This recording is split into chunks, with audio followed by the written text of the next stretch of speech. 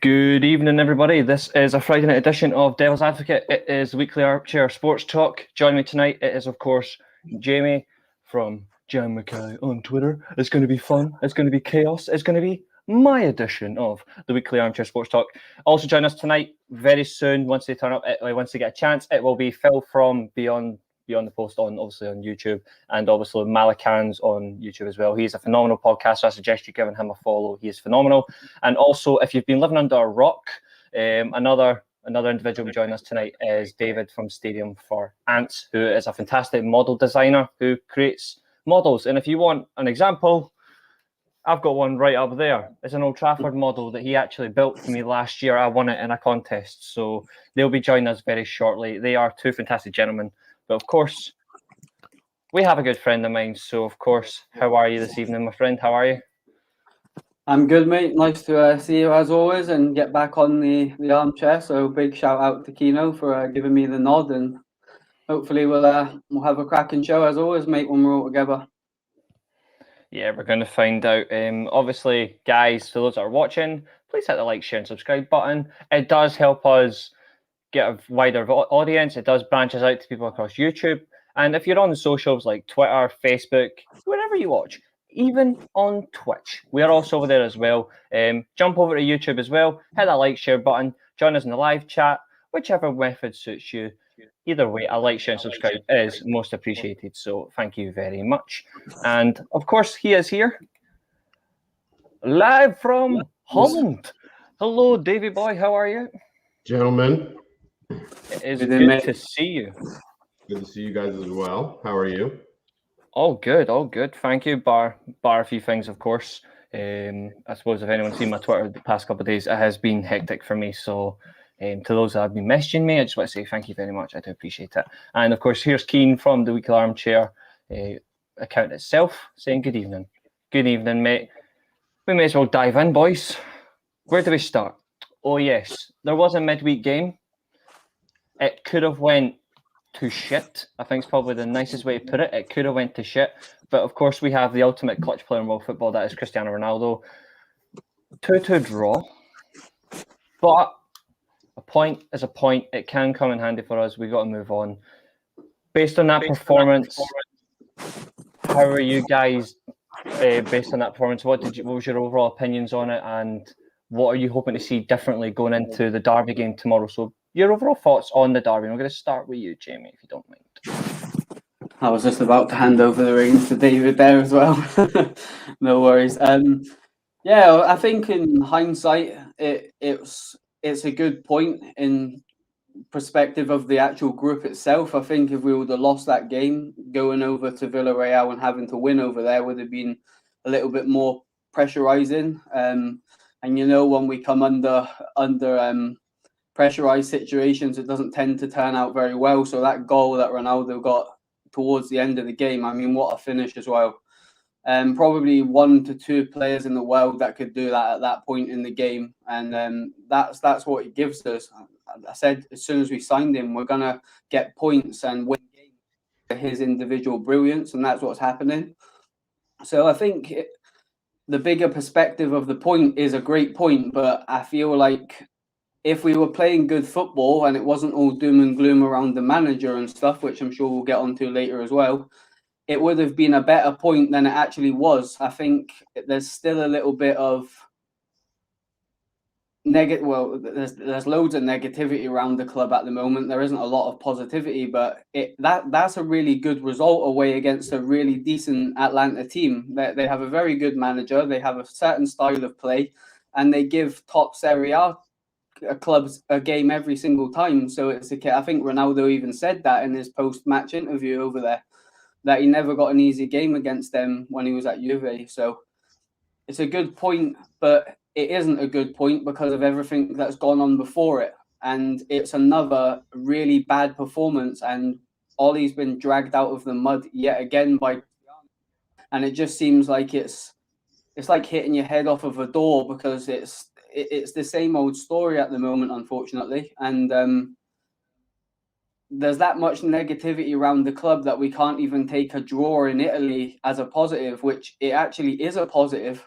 and it's just the way things are going at the moment. It's very hard to get behind what the club are trying to do at the moment, and you can't help but have a negative mindset towards the performances.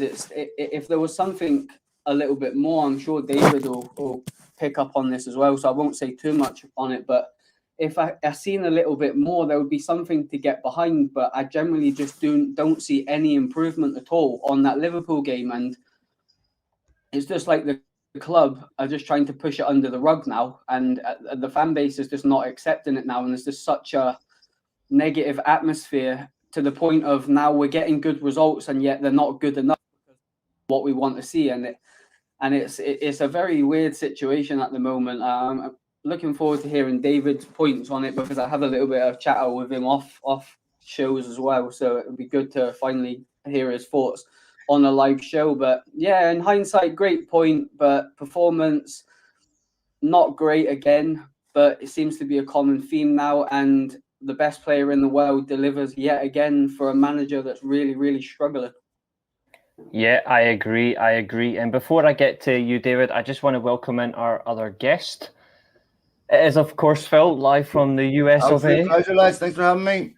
Good to see you. It's good to see you. And before I come to David as well, and then we're coming to Phil, I was going to ask, go and dive in the comments again. So it's also a good evening, Amy, and also Bath Time with Vaughn. Good evening to you as well, mate. So we've just heard Jamie's opinions there on the overall perspective of the Atalanta game. David, can I just ask, what was your overall thoughts on the game itself?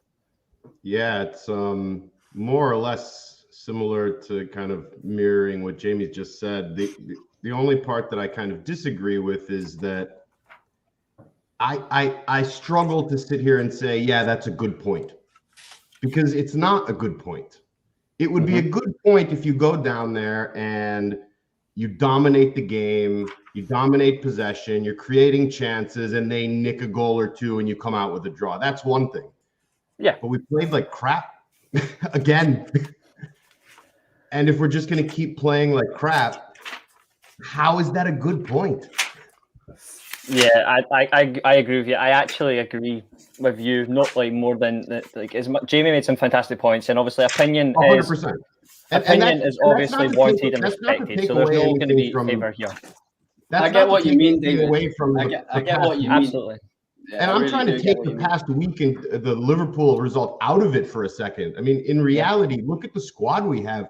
You should go to Atlanta and dominate that. You should. I think that shouldn't be we gotta draw out of that. That's lowering standards, in my opinion. I get that. And to be fair, I think judging on the comment, I think Bath Time with Vaughn is leaning more towards you, David, than Jamie in the comment, because he says, I was disappointed with a point and mortified with the performance. Yeah. I'll be honest with you. There's so many quote unquote adjectives that I could use to describe how I felt. But to be honest, after the day I had yesterday, I'd rather not. But what I will say is that the performance itself is quote unquote not good enough to justify getting a point. I'll be honest, I think for that whole 90 minutes, I think Atalanta deserved the 3 points because they had an organised shape. They had the ball when it mattered most. They were effective. Yes, there was some good performances in there by certain players that, like for ourselves, it should not be ignored. I think, and that's one thing I'm not going to take away is there's some players who put in some good performances. But the team itself team overall wasn't good enough. But yeah, before please we continue. Come to Phil, really quick, I just want to add one thing to that. Of course. Jamie's spoken to me in our group chat, and he probably knows how I feel about this. Definitely. The bright spot for me at midweek was Mason Greenwood, and I've been really hard on Mason for the last couple of months. I feel like he's not developing at the rate that we want. He's very, very selfish.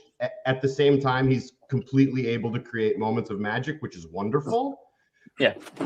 But the way he set up, he had a hand in both goals. And that's a new aspect of his game. And I was very happy to see that. So if we're going to take a silver lining, for me, that's the big one. I have to agree with you. I look at some players, and he is one of the players I was going to mention who had, in my opinion, had a good performance. The other being obviously Ronaldo. I think some of the... I'm even going to put in a black tip for... Yeah, I was good. Like, it's another one. I look at the I thought Wan-Bissaka had a decent game as well. In all honesty, I thought he had a decent game. Although the defense was maybe a little bit suspect, I thought he was impressive. I thought that when they came on, I thought Van de Beek and Sancho for about 5-10 minutes were actually impressive to watch as well. I think they actually turned up, and there's a lot of people who are calling for these players in particular to start because technical players are just as important as having a workhorse or an engine. And it's great to see the technical players come on and have a good game. And before I come on, obviously, Phil, I'm just going to put in a good evening to Vicky. Hope you're doing well. And back time with Vaughn. I'm still worried Mason isn't getting the required level of tactical coaching to fill properly in a block transition, but it can't help with Aaron Wan-Bissaka underlapping him non-stop. Touching on the back of those comments and your overall opinion on the game yesterday, Phil, what's your overall opinions on the Man United performance against Atalanta? And based on bath time of Vaughn's comment, what's your overall views on Mason as well? Do you think there's a coaching gap there? If so, what's your overall opinion? Honestly, I couldn't disagree more. To be honest, Mason Greenwood is one of the top 3 young players in the world. He's absolutely sensational. He scored plenty of goals. Listen, coaching is about refining your game. Coaching will teach you 5%. Okay? But Ronaldo isn't the best player in the world because he got good coaching. He's the best player in the world because of what he does every single day. At the top clubs, you're going to get proper coaching. But coaching doesn't create a player. Coaching just teaches good habits. It teaches you to do certain things. But ultimately, it's down to you. Mason Greenwood, I look at him and it's hard for me to see what he's doing wrong. I mean, there's certain things that you get in a young player's game, such as maturity, such as decision making. Marcus Rashford still has this problem, but this is normal. Cristiano Ronaldo didn't start scoring goals in the Champions League till he was 23, right? That's when he scored his first goal. So I think people need to realize that, there's a fixation on coaching at United. And I have no doubt that it could certainly be better. But Atalanta, I mean, take a look at Atalanta's record against English teams. Atalanta beat Everton. Atalanta beat Liverpool, right? Atalanta are a very good Serie A team. Gasperini's done a fantastic job with them. They're very good on the front foot. This. People look at them and don't see them as some type of European giant and therefore assume that United should go there and dominate. This is not how it is. And so Atalanta are a very, very good team with very good players. I think when you don't play well and you get a result, that's a good point. Because had United have lost that game, the group would be looking very, very differently. And as we saw last season, United only needed a draw in their last 2 games against PSG and Leipzig and couldn't manage it. They were pretty much through after 4 games and couldn't get that other point. So to me, I would disagree that it's not a good point. It's a very good point in my opinion. United aren't playing well, that we know. But you can go to Atalanta and get a win or get a draw and beat them at home, take 4 points off them, get a win off Villarreal, not playing well, playing terrible football. I think those are good points. I think that you have to realize United haven't been close to winning, to even being a serious threat in European competition in Champions League since Ferguson left. I mean, go back to David Moyes when United were playing Bayern Munich in the Champions League, and Patrice Evra away from home pangs one in the top corner. Sensational finish. Look at the shock on Moyes' face and Everett's face. So from then, United were accepting they're miles off the top teams in Europe back in 2013. Whereas 2021, 8 years later, we're still having the same conversation. So to me, I think there's a reality check to be had here in the sense that, Manchester United have no right to go away and assume that they're just going to beat Atalanta. They've no right to assume any of that. And they're lucky at home against Villarreal. But if you can squeeze out points, not playing well, those are good points, right? And it's always been a trait of a good team is when you don't play well, but you still pick up points. Yeah. Look, when Mourinho went to Juventus and won 2-1, United were atrocious, right? I mean, they should have been beaten 7, 8, 9, but they somehow scraped a win. Now, what's the over? No one remembers that United were poor. What people remember is Mourinho cupping his ear. What people remember is the goals. So to me, I think Xavi once said the result is an imposter in football. And I get what he means. United have been lucky. But I don't understand these metrics that get exclusively applied to United. So if United don't win 11 billion nil and the other team got a kick, that's that Solskjaer should be sacked on the spot, right? If you take away Ronaldo's goals, well, there's not much to him. Yeah, apparently if you take away Harry Kane's head, arms, and legs, there's not much to him either. I mean, this is absurd. It'd be better off people just saying we don't like you, we don't want you to win, because it's not fair. Apparently, it's cheat mode that Ronaldo scores goals. Right? Apparently, it's unfair that Solskjaer didn't dominate the game, having 14 shots on target in the first 5 seconds to win a game. So therefore, they're luck. It's just bullshit, right? They're not playing well. I know they're not playing well, but guys, United are sitting on 7 points in that group, Villarreal and Atalanta, right? And most likely will go through in that group. I think, all things being equal, that's a good position for United to be in. They haven't been playing. The bigger concern for me is how they're playing. Right? That really is the issue. But look, just to finish up on this, I remember when United beat Roma 7-1, they lost the first leg away from home, and they played to keep it relatively close. They come back to Old Trafford and they batter them.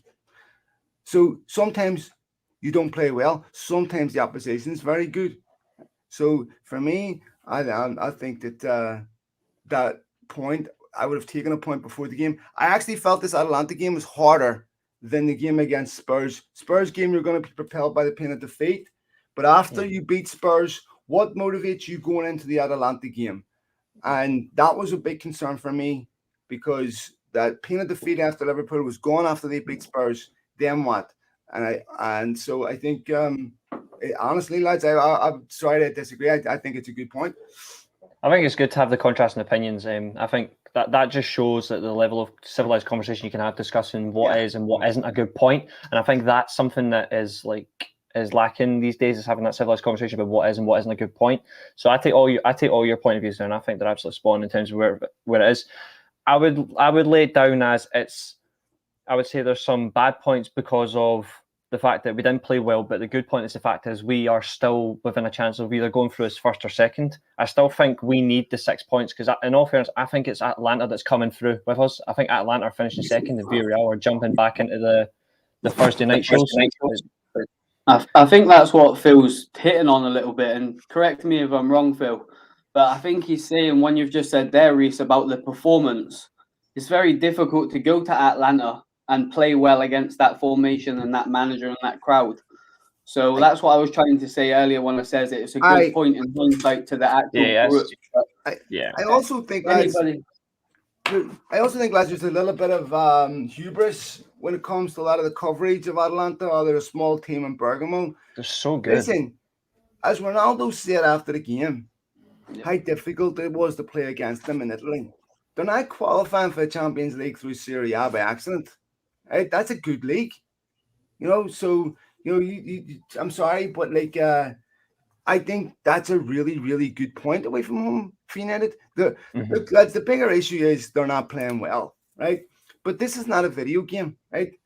And so, not saying anyone on this panel here thinks this way, but there's a lot of people go into games who are looking at opposition teams in other countries that don't know a lot about, and are basing this on FIFA. Well, you're this much better than this team, therefore you should beat them. Anything other than beating them is trash. It's just nonsense. I mean, there's always going to be that now, eh? I mean, Champions League final, 1989. United were brutal. I don't think anyone would argue that wasn't a good win. Sometimes that happens. Honestly, so for me, I think there needs to be a little bit more respect given the Atalanta and how good they are, and the fact that they've been good for quite a while. They're not just a one-season wonder. And a big reputation. 98 last year, 5. 98 league goals last season says all for me. And like the only reason they didn't get the Champions League last year is because Milan beat them in the last game of the season. But That's they the beat only Liverpool. like, They beat Liverpool in the their Champions League last league-wise season 5, position. didn't they? Yeah, like their league position, they would have finished higher if they didn't lose on the They last day beat of the Everton. season.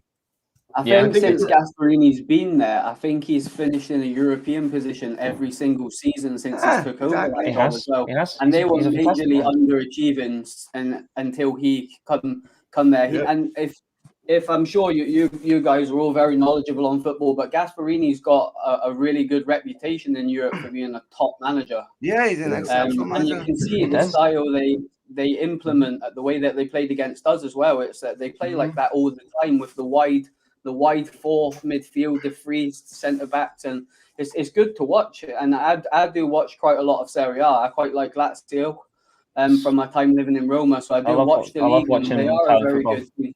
Yeah. I love watching Italian football. There's something I've always watched AC Milan. Like they're the biggest team I watch, not because they're the biggest team in the league, but I watch them purely because I like their football. I love watching the classic, like early 2000s teams, and that's where it stamped on for me. So I like watching the league because there's so much to offer. People call it a boring league. I don't. I just like the fact that they are different approaches to games. I'm not a boring league, mate. I'm not a boring league. Exactly. No, and I don't want to take anything away from Atalanta. I mean, as you guys said, this has been a club on the rise for a while now, and they most certainly are not qualifying for the Champions League. They're certainly not qualifying for no good reason. I just want to clarify, mate, because I wasn't criticizing you, so I didn't want to come across as an asshole. I wasn't criticizing you. This is the best part. Honestly, I didn't hear everything that was said. I was really sorry to interrupt you, Dale. Let's finish up really quick. It was more geared towards a lot of the disrespect that I've seen online towards Atalanta and this expectation that United should go there because they've got better players and win comfortably. I just think that from people that don't I love watching European football, specifically like the Italian team, and like I went into that game saying we done the prediction show last week, and I said I genuinely thought that like if Man United were to win, they're going to have to play direct and deal with them on the counter because Atalanta are brilliant at dominating the ball, and I said United if they didn't win, they would get a draw. That's literally what I thought. But there's some fantastic comments. I'm going to quickly run through. There are some questions as well. One here saying hope all is well. Good to see you. Good to see you there. I'm well, Macah. We will come to this very soon. We will come to that. Back to move on. Albeit we have finished second and third, but for the level of performances, that's a fair comment. Bath time with Vaughan. Do you not think Ronaldo was kind of sneak dissing all of those quotes about how well we set up the man? I will ask that very shortly because there's Trevor's on it again tonight. Even Reece, great to see Newcastle's #1 fan in tonight, Jamie Mackay. Yes, he is. And Reece, you do love Italian football, but not as much as your go to hell. I do not own I'm even going to give him the satisfaction. And Keane says, I think Phil agree with me. We need to get Greenwood an Irish passport because Southgate don't appreciate him. I'm going to ask you that very shortly, but there is one question. It's actually in relation to what you said earlier on, Phil, about coaching and how it's only the 5%. Bath time with Vaughan's actually asked you here. So if coaching is only 5%, why are we so far behind the rest of the top four every season? Hold on. Well, because there's the difference between individual development and as a team, right? So you asked me a question about Mason Greenwood's individual development. That's different from the team, right? Right. So Mason Greenwood, I think he's in the running for the X-Gen young player of the year, right? Mason Greenwood is a superlative talent. His goals game ratio for a club like Manchester United, most players his age are out on loan at a championship club. Like what other part that I think people don't understand, when Alan Hansen said you can't win anything with kids, the only thing he got wrong was the era, right? Lots of pressure on Pep Guardiola to bring through young players. But the problem is the standard at the top of the Premier League now is so high that when you're a Man City manager, or Liverpool manager, whatever, United manager, you have a need in a particular position. It's really only a couple of questions you ask yourself. One,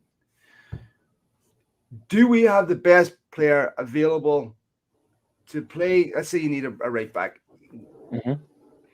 Is there the best player available to us in world football in our academy to fill that position? The likelihood is no, right? So then they go out because they must win. they try to get the best possible player because managers are what, they 2-year, 3-year shelf life. Why should they care about bringing through young players? Right? When Louis van Gaal got the job, he was asked, considering his track record with youth, are you also here to bring through young players in the academy? First press conference, he said, no, I'm here to work only with the first team, right? So it is so difficult. The gap between under 18 and even under 23 football and the Premier League is massive. It's massive. This is what Pep Guardiola was talking about, needing a B team, which I disagree with, right? Considering you look at Spanish football, it's not exactly pulling up my cheese at the minute. But if you ask professional footballers, what's the gap like between under 23 football, which is the closest you have inside a football club to a Premier League, and it's a different stratosphere, right? So I think that people don't understand how difficult it is to get young players from your academy into a top team and play every week in the Premier League or whatever. It's very, very difficult. Mason Greenwood is a truly phenomenal talent, right? Just magnificent. He only turned 20. He was a teenager up until October 1st. I mean, I think that people need to understand, like, he's a magnificent talent, but the one thing we always get with kids is a degree of inconsistency, because they're not mature yet. That happens. Like I said earlier, I can point to a million examples of players that who ended up being phenomenal talents and weren't at Mason Greenwood's level. There's also the concern that players who are phenomenal talents like Mason Greenwood end up with burnout. You look at the original Ronaldo, you look at Rooney, you can point to so many talents who Gaza hit the ground running as young teenagers. By 27, 28, George Best, they were finished. So I think that, we Mason Greenwood is a talent I would walk into. Let me put it like this. How many teams would Mason Greenwood not get into in world football? Hardly any, in my opinion. Right. So how many players do United have that would walk in, if not walk in, but certainly get in to the world's best teams? Not many, right?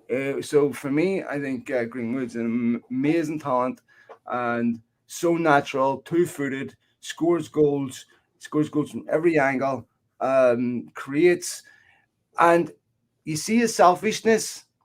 That's what you need in a striker. Ronaldo has that. Rooney has that. All top strikers have that. And I gotta push back on that, Phil. I gotta push back on that for a second because I agree with you, except that he's not playing centrally. He's playing off the right. Doesn't matter. That's a comment that's actually in relation to Trevor. He plays down the channel as an inside forward, right? He's not a winger. He plays inside in that channel where this is one of the reasons why he needed Ben Lukaku, is because he couldn't play in those channels. So Mason Greenwood doesn't stay completely out wide. His job is to make sure he has between the fullback and the striker and scores. He Solskjaer has said it himself, he will be a number 9. So when you have a kid who is essentially, they're playing 3 forwards, when they get in the box, you don't want your striker to pass, or he's not a striker. Strikers don't pass the ball when they get in the box. Look, this has been if you've got a striker that doesn't have a killer instinct, that wants to pass and not shoot, then you don't have a striker. I agree with that. I liken it, and I've said this to Jamie as well. I kind of liken it to the development of Ronaldo and the development of Neymar. Ronaldo figured it out, and Neymar never did. Neymar's still the same selfish kid that he was 5 years ago, 6 years ago. And that's what I worry about for Mason. I'm not taking anything away from his talent. I have a concern, if that makes sense.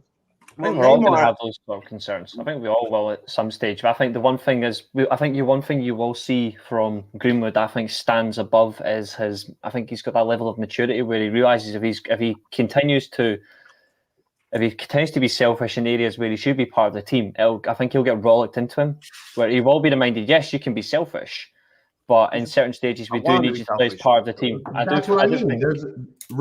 That's what I mean is that Ronaldo figured that out in time. And some players just never do. What did he figure out, man? Sorry, I missed that part. I couldn't hear you at the first part. Sorry, man. What did he figure out? In terms of maturity, when you're a striker, when you're a goal scorer, yes, you should be looking to get off your shot. Yes, you should be looking to score your goals, but you also need to be playing those 1-2s. You need to be playing movement. You need to be playing triangles. You need to be setting other guys inside the box. You need to be playing that killer pass at the right moment. And I worry that he's not developing that aspect of his game. And again, I put the comparison to Neymar versus Ronaldo, whereas Ronaldo, under Sir Alex, he got to like 22, 23, 24 years old, and he really began to figure that out. And I feel like Neymar just never did. And so to me, that's the obvious comparison, is that which way is this development going? Well, there's absolutely nothing in Mason Greenwood's development right now that concerns me. We were talking about Ronaldo. Ronaldo, like I said, 23 before he scored his first Champions League goal. Right? Yeah. So, and look, part of the reason why Ronaldo changed, United started to do things in training like no fouls, right? And they did that deliberately because they wanted him to keep getting hit every time he had the ball, so he would figure out when to release, when to pass. But again, this didn't happen right away. I mean, it took quite a while before Ronaldo reached that level. Now, Mason Greenwood is, in my opinion, the best young player I've seen at United since Wayne Rooney. Right? Mason Greenwood is a sensational talent. And what he does and makes it look, this is a kid that's been scoring Premier League goals since he was 17. Right? Truly phenomenal. 17 at the highest level in the world. Right? And if you take a look at his, he other than one drought period, which was at the start of last season, which was the second season, which is the most difficult season, we people talk about Ronaldo. Where would United be without Mason Greenwood's goals this season? I would say 3 or 4 positions lower. I think you only need to realise how good Greenwood is for such a young player. Phenomenal talent. He's phenomenal. When he's on the level of Haaland's, there's people don't talk about him because Haaland's the superstar at the moment. He's on the same sort of trajectory. And if you forget like sort of Europe and the young players coming up in Europe, because there's some great young players anyway. But if you look at the development of Greenwood since he's come into the first team in comparison to Rashford, I think Greenwood's player Rashford is. And is this like not just ability wise, I think he's a much better football player anyway.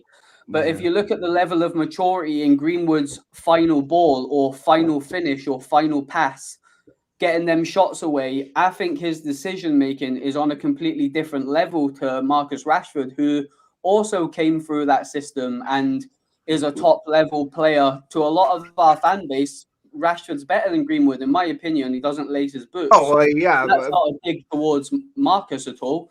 I think Marcus' decision making isn't great sometimes, but he's definitely got the ability to play for Manchester United. But Greenwood's a generational talent. He, like you said earlier, Phil, he's the top 3 best young players in the world. And he's probably the only player with Haaland, maybe Vlahovic at Fiorentina, who's doing fantastic now, that could go and play for them top European teams that you were talking about, the Bayern Munich, Juventuses, and Greenwood's definitely in that conversation. Let's put a line on that. He's two-footed. And look, he's not the finished article as you wouldn't have at 20 years of age, someone who just turned 20. And of course, when it comes to his decision-making in the final third. But what I would say, lads, is yes, there are certain times when he should release the ball, or certain times he needs to lift his head. That is normal in a young player where you don't get that maturation right away. But what he does, he hits the target 9 times out of 10. He always finds space to get a shot off. He was amazing composure for a young player. He scored 4 Premier League goals this season, right? And when you look at someone like a Jadon Sancho or other players who are his peers, Jack Grealish, I wouldn't swap Greenwood for Grealish. I wouldn't swap Greenwood for Sancho. In fact, I look at how many top players out there in world football at Mason Greenwood's age, and to me, I think that, and I'm probably being biased, but he's easily one of the top 3 players in the world for his age. And if you listen to players all across the world, current players, ex-players, when they're asked about him, they sing his praises so highly. The question for me is, Dave, and this is where I share one of your concerns, mate, is when was the last time United took a young player and developed him to realize his potential? That's the part that concerns me. You just made a really good point there, Phil, because when you were speaking there, mate, I was thinking to myself, does that have to be pushed back onto Ollie then? The fact that we've spent so much money on Sancho, yet we didn't actually really need him. And now we've got a £70 player in the squad that can't get games because of Greenwood. Hang on. But football's a meritocracy. You know, Sancho has to get in the team and earn it. Competition plays with the top clubs. That happens. There's other issues at play there, and Phil, living in America, I'm sure you're somewhat versed in this. I'm American myself, so I grew up with the American sports landscape, and yes, man. Something that I don't think enough United fans really can get their head around, because it's such a foreign concept. Mm-hmm. The management and Woodward's team, or whoever it winds up being when he supposedly leaves in January, mm-hmm. and the Glazers and the board operate completely independently from the coaching staff, whether it's Mourinho or Ali or anybody else. So all of these purchases, they're not Ali purchases. Just like there's no such thing as a Mourinho purchase, just like there was no such thing as a Van Gaal purchase, just like there was no such thing as a Moyes purchase. These are board purchases. And then the manager is told, here's your squad, do what you will with it, you better succeed. Well, or in some cases they say we don't really care if you succeed. Funnily enough, they are on the agenda tonight. But I don't agree with that. I don't agree with it. Sorry, I just don't. I'm telling you that's the facts. That's how the club is being operated right now, and that's the reality of it. Because that's how all of the American owners operate. All of them throughout all of American sports, and that's how they're running Manchester United. He said in point. Can I just address this? I fully understand your skepticism on this. It's not entirely accurate, right? Now, I'm lucky enough to have very close relationships with people inside the football club. What I would say is, at this point, it's certainly more diluted than it was at any other time. When Ferguson left, his power was usurped, okay? And so this is one of the problems that United have. So they've been a disaster recruitment-wise. But look, for example, when Lukaku was signing for United, I was with him the day he did his medical, right, in LA. And I know Raiola, I know those people. I've worked with agents for years. I know how United go about their business. And essentially, the way it works is, what can happen is, like, for example, when Mourinho wanted Alderweireld, Woodward was telling him that, Spurs didn't want to sell him. But that wasn't true, right? Woodward actually wasn't pursuing him. Was at this point he had already had an issue with Mourinho. In fact, when he was out here in LA, this wasn't broadcast. Mourinho was effing and blind and furious over United's refusal to get him a centre back. So the way it works at United is they will come to Solskjaer and they will say, okay, based on process of elimination through, because they wanted to get away from agents calling up and saying, my client's available here, we'll buy him. There had to be an evaluation process. So then they go to Solskjaer and they're like, okay, we got 5-6 players here. Which ones do you want? And, you have final say, right? So he does get final say when it comes to approving transfers. And there's lots of question marks about Van de Beek, right? But it really doesn't matter at this point, because Van de Beek could have been sold in the summer. Solskjaer told him to stay, right? That's Solskjaer's player. And at a club like United can't even hire a manager, right? So the idea that there's money men at United who have the foggiest clue about what they're doing when it comes to signing players. I totally understand your skepticism on this, mate, by the way. And I would agree with you in the sense that more than any other time, it is definitely diluted, and there's definitely more cooks in the kitchen. But ultimately, Solskjaer will get the final say on who comes to the club and who doesn't, and that is Answers that also question for really, Bob. really important for the player, right? Because the player, look, if you go to a Bayern Munich or something, and one of their football directors wants to bring you in the football club, what are you talking? You're talking about some of the greatest legends in world football, right? Players respect that. But if you're going to a club like Manchester United and they're saying, well, we're not really sure the manager wants you, but Ed Woodward does, they're not coming, because these are top players. They're not signing for Woodward, they're signing for Solskjaer, because they're not going to risk being put on the bench and being isolated the way Van de Beek has been. So then wouldn't you say that Van de Beek has been essentially held hostage? No, I mean, it does. He can disagree. He can turn around and say, "No, I don't care what you say. I want to leave." I mean, it's But they wouldn't. But they refused to sell him. well, but if he demands to go, I mean, he had to agree to stay under those circumstances. If he says absolutely not, they have to go. Like Solskjaer said, and he's shown this with Lukaku, he's shown this with other players. Once you become disruptive to the group, you have to be isolated. So if Van der Beek sits down with United and says, "I absolutely want to go, no matter what," he goes, right? And I'm pretty sure that that's happened now because he's gone in January. Well, you would assume. I mean, I Yeah. would, if he doesn't go in January, I would ask why not. I mean, Yeah, do you not have any ambition for your career? If he doesn't go, then I'll be quite He concerned. hasn't- So the World Cup next year, and Van Gaal's told him if you don't play, you're not coming Yeah, to well, Qatar. He's already told He him. hasn't made the Netherlands roster for the last 2 international breaks, going on 3 the only way international he breaks. stays is if Solskjaer goes. Yeah. There is some of that. There is some fantastic questions, so I will be needing to move on in a minute. But there are some good questions.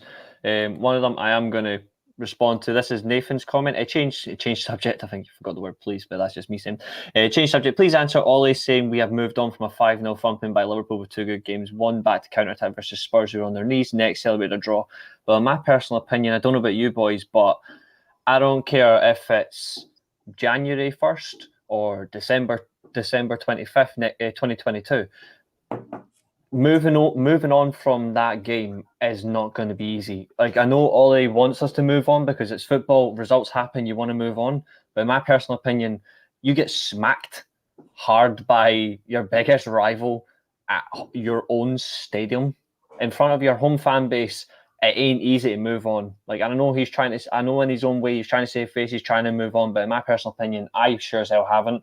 I don't know about you guys, but if they're moving on that quick, then I don't know what the hell's going on, but I wouldn't have moved on so quickly from a result like that. I'd be extremely embarrassed.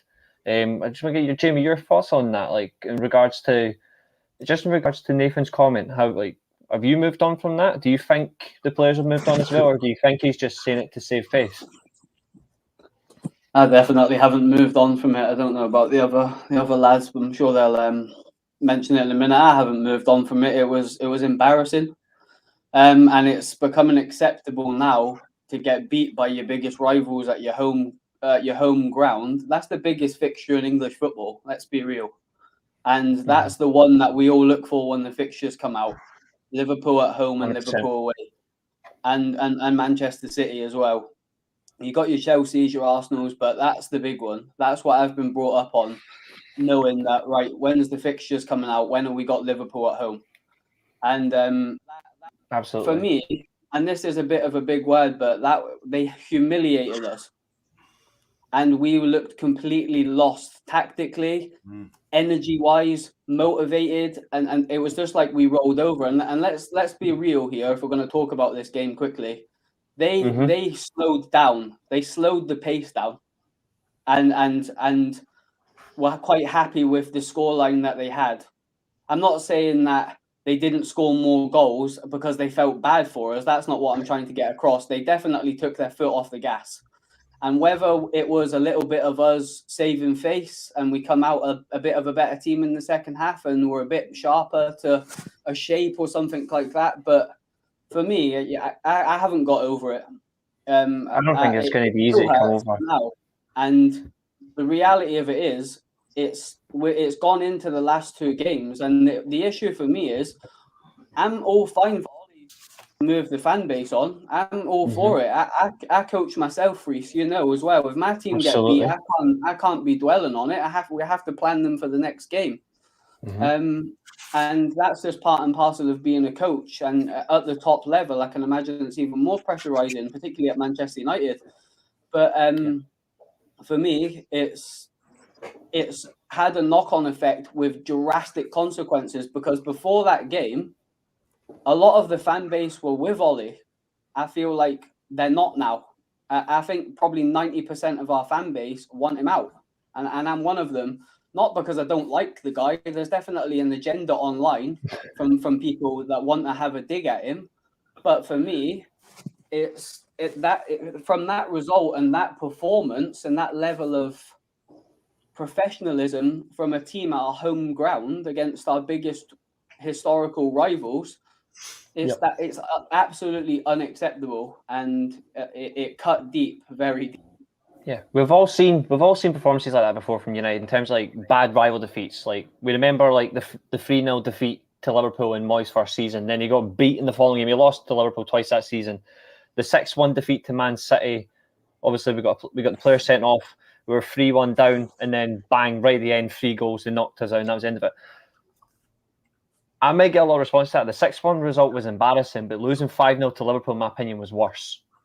Purely because of what Liverpool represent as a rival. Man City, they are a local rival. I'm not gonna bring that down. And that was embarrassing, losing 6-1. That's embarrassing. But losing to Liverpool 5-0 is worse. Like for me, that was worse. And even it says everything, Reece, when Solskjaer goes to a back 5 against Tottenham because he needs to get the result. That's how much the fan revolted. Yeah, it wasn't great. For me. It wasn't great, and obviously, like Keane, we know Keane's got in the game tomorrow. So I think it's also Keane's king Cavani is out tomorrow. I'm gutted as well. He's not playing tomorrow. But what? I got 2 things. I've got 2 things on that. The first one, I grew up in Ohio. Ohio State football was my grandfather's big thing. And about 12 years ago, we lost to our big rival, Michigan, and we fired our coach, and the new coach was hired, and he gives a speech in the basketball arena to the student body, and he says, 365 days from now, we're going to make this right when we travel to Michigan. Fair enough. And this is how you should respond when you're humiliated by your rival. I don't want to hear, oh, we're moving on because we need to worry about the next game. As I understand that from a tactical and from a strategic in-house perspective, but as a fan, I don't want to hear you say that. I want to hear you come out and say, we were embarrassed by our biggest rival and we're going to make it right, and we're going to think about that until we make it right. Yeah, absolutely. And I agree. And there's one other comment actually that's spot on here, actually. And this is another thing that Solskjaer's done recently that's been a little bit out of the blocks, but he's obviously tried to revert to 50s and 60s madness of football. Stephen's comment here is 4-2-4 formation against one of the best teams in the world. Madness got what we deserved. In all fairness, we did get what we deserved, because as much as I like the fact they paid a nostalgic act to the 50s, 60s, and the 70s when teams used to play the 4-2-4, and it was iconic for some teams that suited it. Even United at one point played the 4-2-4 a long time ago. But the difference is that was then when you got away with it, when it was men going up against each other in bizarre, experienced ways. They were kicking the living shit out of each other. This isn't that any days. The 4-2-4 isn't going to work because you're losing so much space and you're losing a man in the key area, and that's midfield. We had that. We didn't have that at all, which gave us virtually no chance against Liverpool. We had no chance. Honestly, I hate the fact that I'm having to talk about that game because I was that day. It comes up to a tactical game plan, Reece. That's the problem. That was the second thing I was going to say, which is if they genuinely believe that the 5 at the back system is the proper thing to do going forwards, why did you wait for Spurs to do that? That makes no sense to me. That makes no sense. To me, it feels like a scared reaction. Maybe I'm very, very wrong on that, but that's how it feels and that's how it looks on the surface. That's the fair. first game in the whole season, though, David, where we've had an actual shape and we've looked quite hard to break down. Right. So what took maybe it needs to stick to that type of game. So what took until now to implement it? You should have been doing that since week one. I agree, mate. I agree. Wait a minute. He's been played three at the back many times.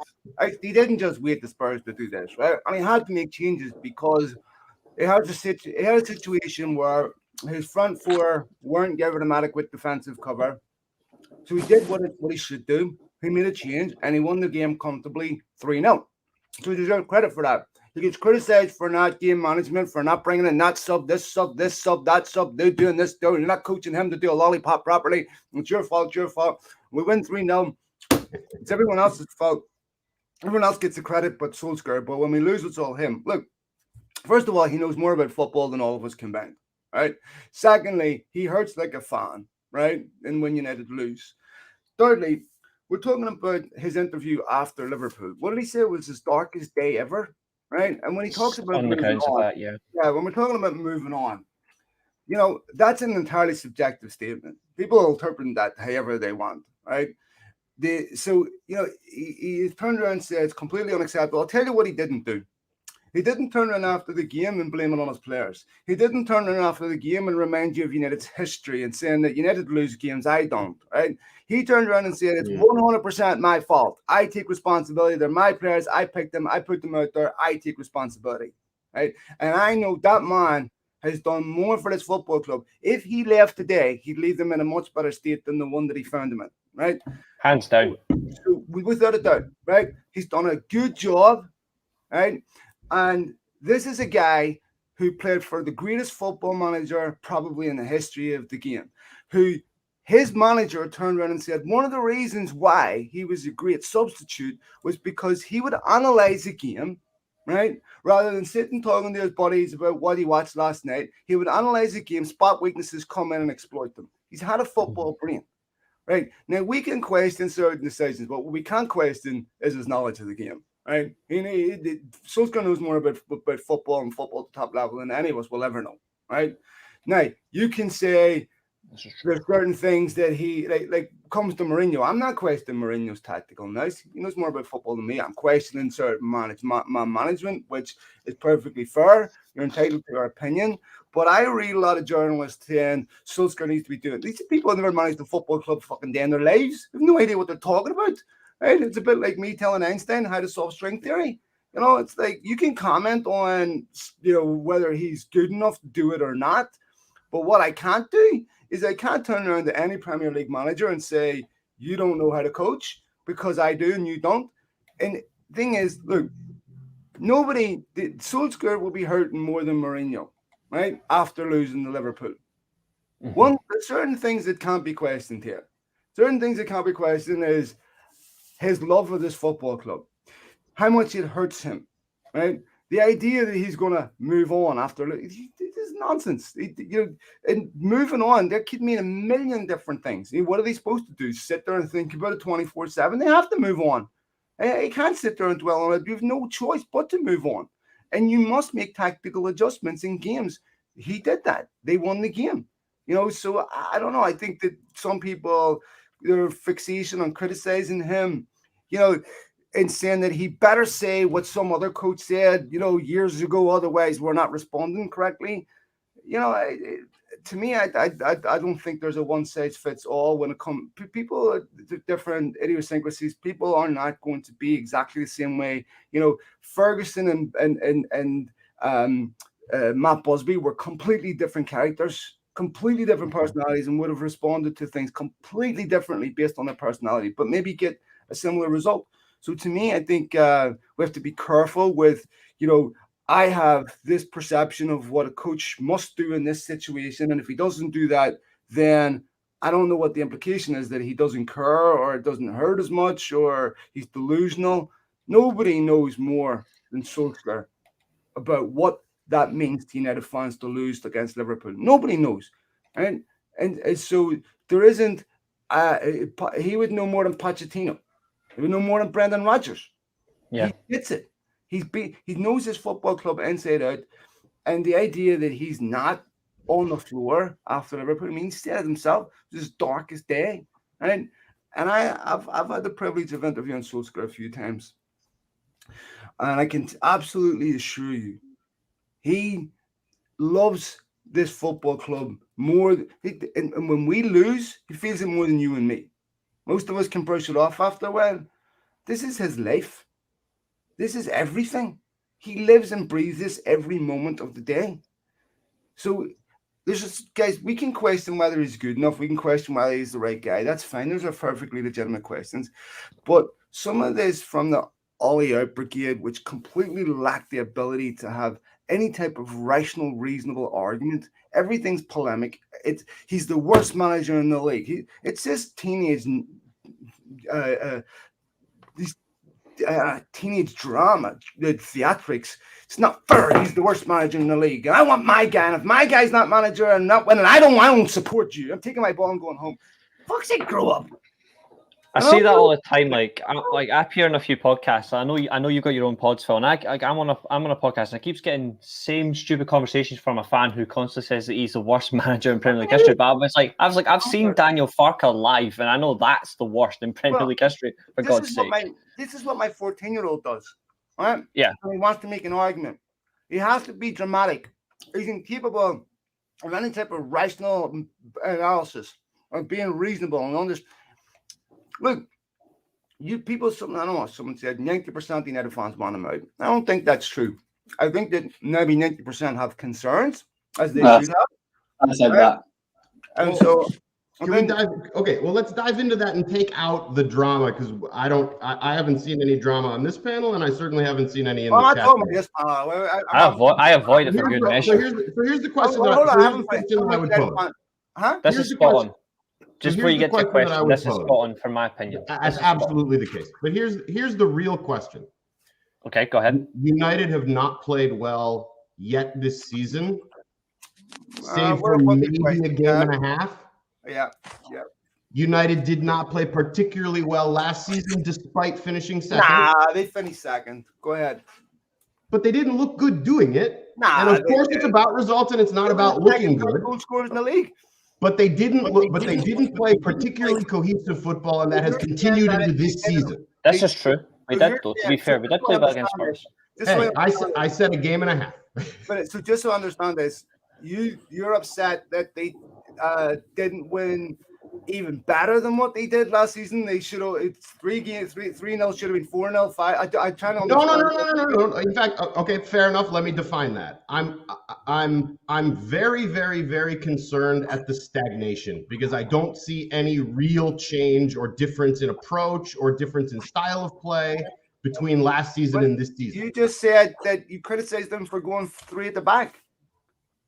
No, I didn't criticize them for anything. You said that, why did you do it against Spurs? Why didn't you do it before? He made a change, and you criticized him for making that change, and now you're saying it's stagnating because he's not making change. I'm not criticizing him for making the change. Obviously, you get beat 5-0, you have to make a change. My question about the change is, if that's really the right system to play, why wasn't it played before you got destroyed 5-0? Because Liverpool. That's just part and parcel of football. I'll ask this question. Liverpool and Spurs play different ways. Yeah. So you don't want to play 5 at the back against Liverpool because they set up completely differently. And he's used that formation before. You've got to manage a game and an opponent. Yeah. Different formations, different game plans, and different lineups dictate who you're playing in front of. That's part and parcel. Nothing's always going to be the same, but you're going to have. This is still the secondary question. The primary question is, United's not playing well this season. Sure. Why? Would agree with that. Well, there's a lot of different reasons. I mean, you can question whether Solskjaer's good enough. You can question whether his coaching staff's good enough. Those are perfectly reasonable questions, and I'm not saying that he is or he isn't. What I'm criticizing is the insane analysis and hyperbole about, he didn't say this, therefore he's not good enough, and he should have said that, and this is how you respond. This is a guy that's won European Cups. This is a guy that, like I said, played for the greatest football manager in the history of the game for more than a decade. This is a guy that's played with the best football players in the world. Nobody in the media who's never kicked the ball in their lives professionally, has any place to tell Solskjaer how he should respond to a defeat, right? Because unless he's doing something utterly egregious like Mourinho did, where he blamed the football club and didn't take responsibility for its defeats, the idea that that guy's not a winner is insane to me. Of course he's a winner. Now, when you have a team game of 11 players, there's a lot of variables there, right? When Bruno Fernandes puts the ball over the bar against Liverpool in the first 3 minutes when he should have scored, is that Solskjaer's fault? No. I would say to that as well, Phil. And this is like sort of not a counter as to what you're saying, but because I could listen to you all night, I think you talk. Obviously, what's your platform as well. But like, just because I know you said quite a lot about the level that Ole's played at and what he's won and who he's worked under, but so have other great managers. Players like Roy Keane, and they're not good enough for the job. But like I said, I'm not saying he's a good manager, he's a great manager at all. I don't know any of that. I'm not saying, but what I'm questioning is the mentality, that the defeat, he wants to move on from a defeat, therefore it couldn't be hurting him the same way it is. And that's not, first of all, right, have you took a look at the man's face? His eyes are jaundiced. Like he's aged. Bless him. Yes. Right. His eyes are jaundiced. Right. They're bloodshot.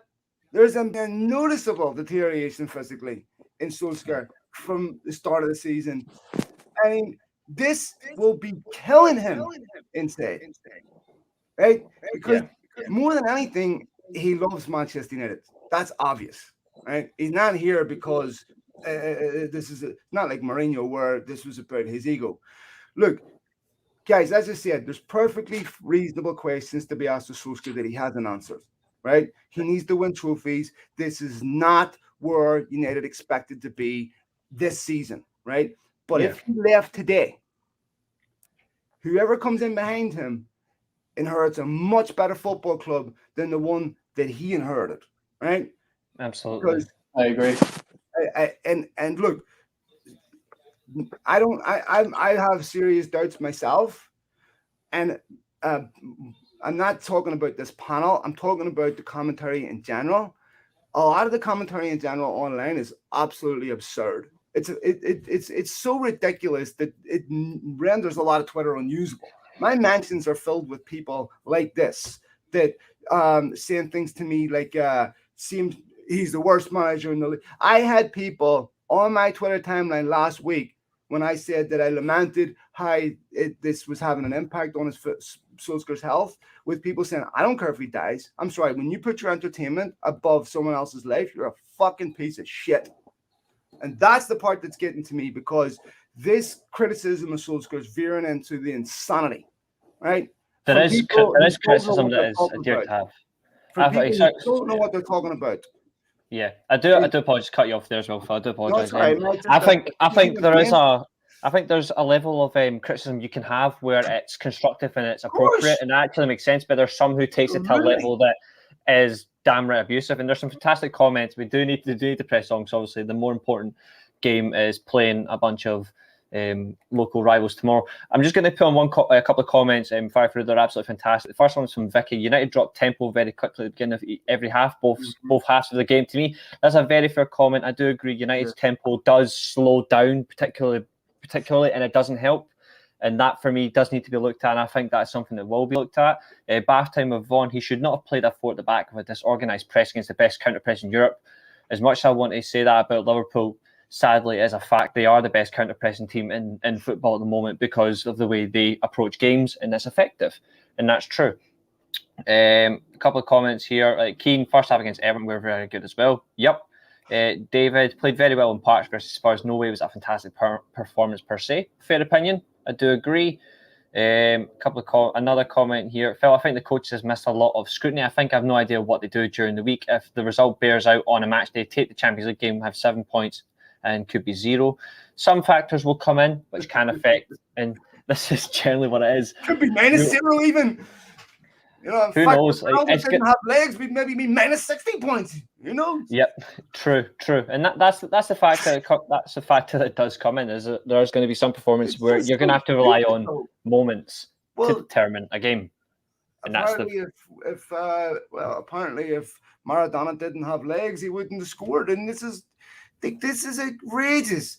Maybe we could have been minus 100 points. Or you see, this is the problem for me, right, Don? I don't mean to dominate this, but it's always no. By all means, negative speculation. It's that look, if you want to have reasoned commentary on Solskjaer, that's fine. You can raise legitimate issues. You can have concerns. But there's a couple of things we have to accept here, guys, right? First of all, lots of great coaches around the world didn't do it exactly the same way, right? Mm-hmm. They had completely different personalities, right? So Ferguson and Wenger, different, right?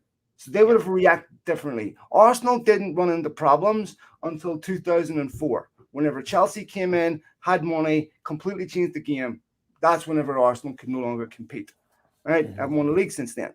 So we have to be very careful about looking at Vince Lombardi who said this, so therefore Solskjaer must do this, or else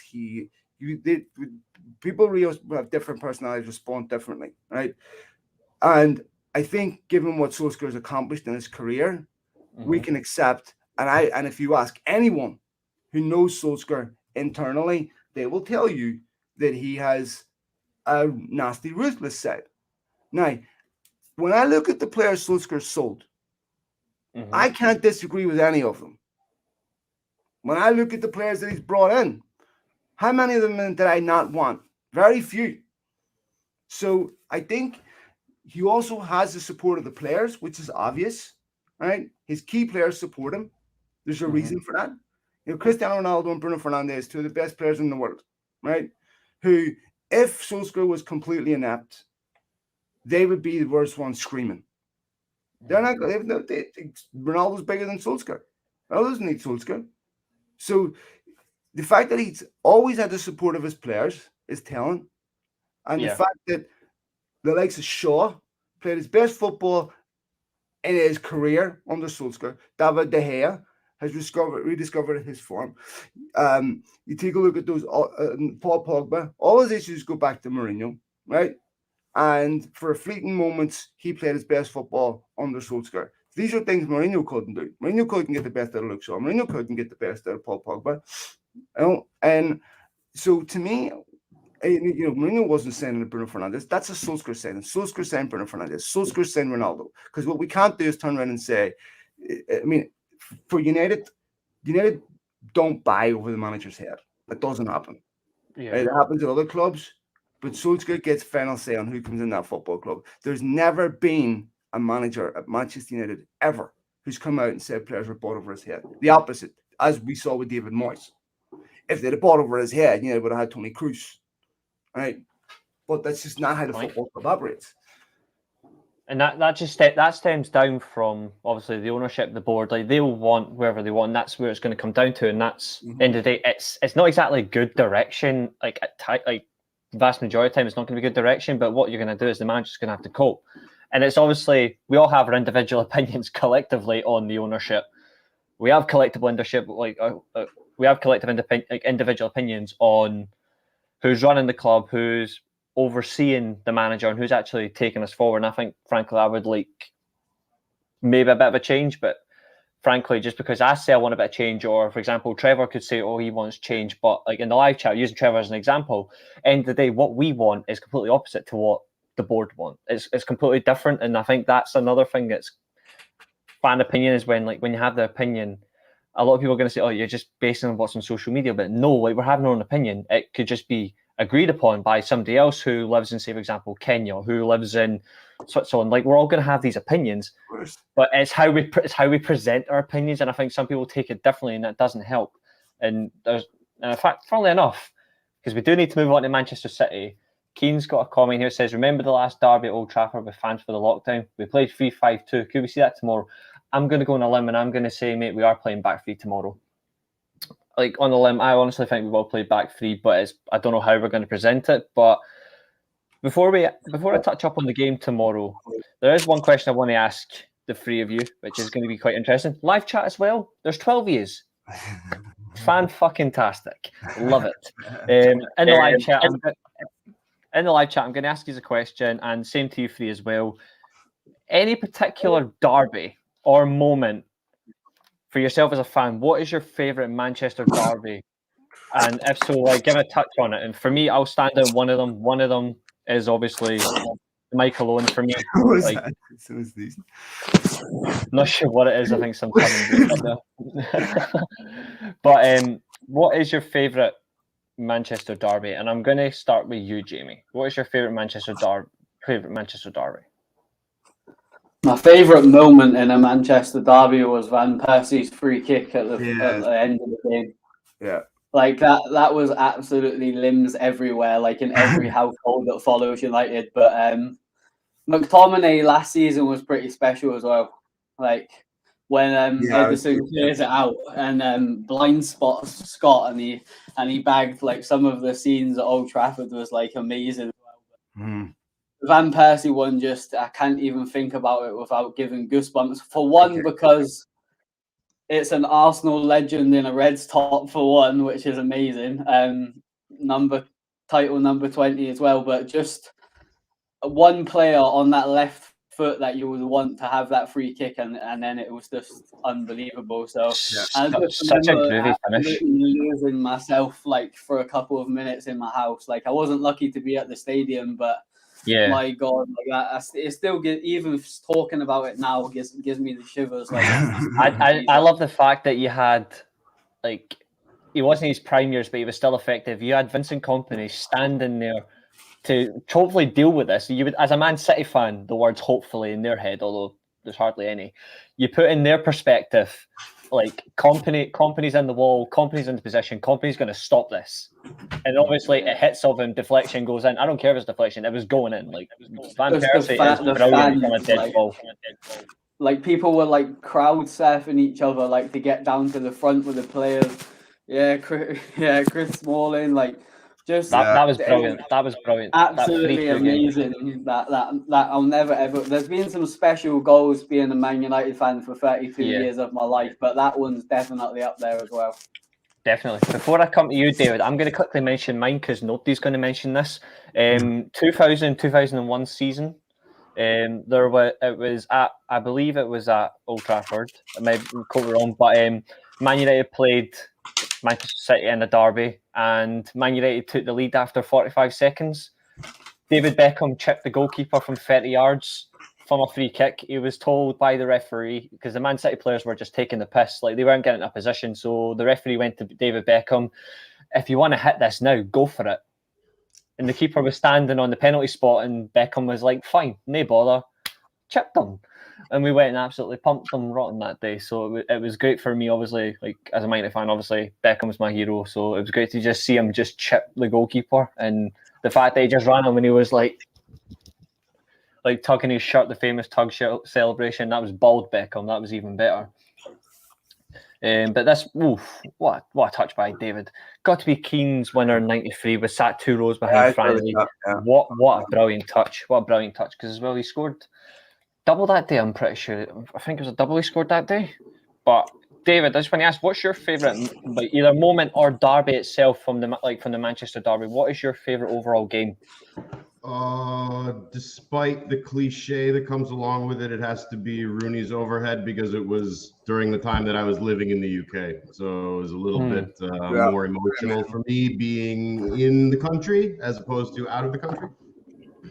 And if you had to, on the back of that, as you said, out of the country, like obviously living in the country, the Rooney volley, I think that's fantastic. I think obviously yourself, but in terms of being out of the country, so you've been out of the country quite some time. Obviously, you've been back home in the States. Obviously, you're now over in Holland. Is there any other derbies that stand out for you, like that just in the back of your mind, like that's never going to escape? But for the wrong reasons. I'm not going to get that because I have a feeling I know which one. I don't want to hear that scoreline. Those are good reasons, big man. When they put 6 past us, I actually rang in sick from work that day. And then I lost a day's wages, and we got absolutely pumped, which weren't the best feeling in the world. You know what's worse about that? What's worse about that derby is obviously there was no City fan. There was no City fans at my school, but my mum and dad are Man City fans, so you can probably guess how I felt. But there is one other derby I forgot to mention that actually stands out for me. My 18th birthday, we played Man City in the derby at Old Trafford, and we beat them 4-2. Young scored, Fellaini scored, Aguero scored in that game as well. But the fact is, I was sitting there on the opposite couch. Mum and Dad were sitting against me. We won 4-2, and I said, like, Mum and Dad were like, "It's your birthday. Man City are beating you for your present." I was like, I turned around and went, gave them the finger, and I went, "Watch as we beat you." That was me to Mum and Dad, and I didn't hear them. Unbeaten record on my birthday. Exactly. And then Liverpool beat us Reece 5-0 a couple of resides in the weekends ago on my farmhouse in the birthday. back of the property.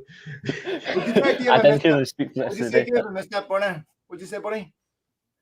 Because I didn't hear them speak for the rest of the day. I didn't hear what Dave said. I sorry, brother. What'd you say? Oh no, I said, and that's why Reece now resides in the farmhouse in the back of the property. Oh yeah, I didn't hear them speak for the rest You of in the day. Holland, Dave? Yeah, I live in Amsterdam. Oh, very cool, brother. Very, very cool. Very cool. That's He's such a lucky bugger. I'm gonna be there March, I think. Yeah. Well, my wife, my father-in-law is from Amsterdam. Oh, wonderful. So yeah, it's got nothing to do with the weed. But Cali, we got all the free weed we want. I do. Yeah, you guys are fine in Cali. What's the difference? Yeah, well, I do want to do the whole Dutch experience though. What I would like to go over there and do. Yeah, I need to go over there at some point as well because I've done the Hungarian welcome. experience. You that all was know fun. how to find me. You can. You like it over there, Dave? You're more than welcome. You like it over there, brother? I love it here. Very best cute, place. Best place. It's the most livable city in the world. You like it, and jealous. I'll catch up after. That's interesting. That's very cool, mate. That's very, very cool. I got tons of family here. We should connect afterwards. Yeah, for sure, man. Especially hit each other up. Put a hatchet in my fucking head for being an asshole. Oh, and that's what the big clam chair does, folks. We have banter, but we also bring people together.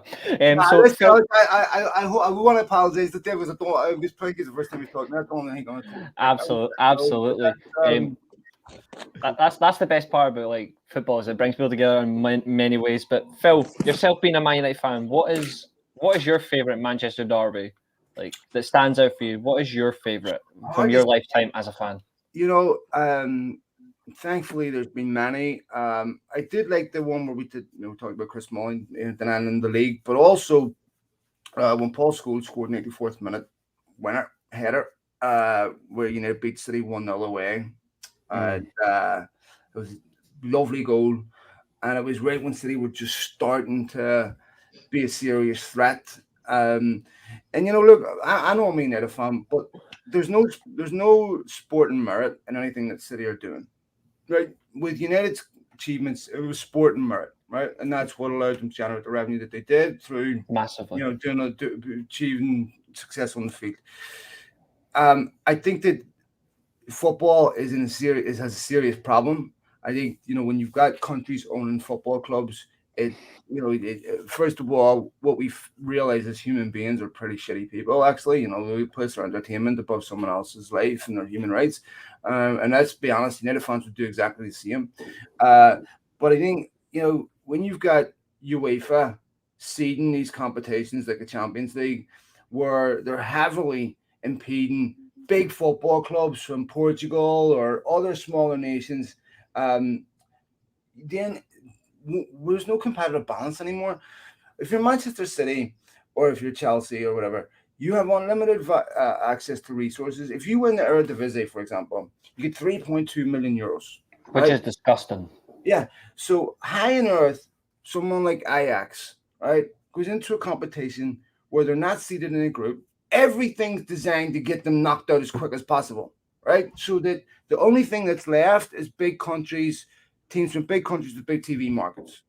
And look at Ajax the past 3 weeks, boys. Woo! Yeah. And I see. To me, I love that, right? I think that's great. And just to bring it back, lads, to what I was saying with the Atalanta thing, right? These are football clubs that have no other means of revenue, so they have to be successful in the place. And a lot of them, they're forensic. There's an amazing article in the Athletic. It was written about a year and a half ago. That detailed how Sevilla go about recruitment, right? And Wamanchi. And if you look at how forensic that is, where they go through the list, everyone they send is not an accident. You can't ring Sevilla as an agent and say, hey, do you want my client? It doesn't work like that, right?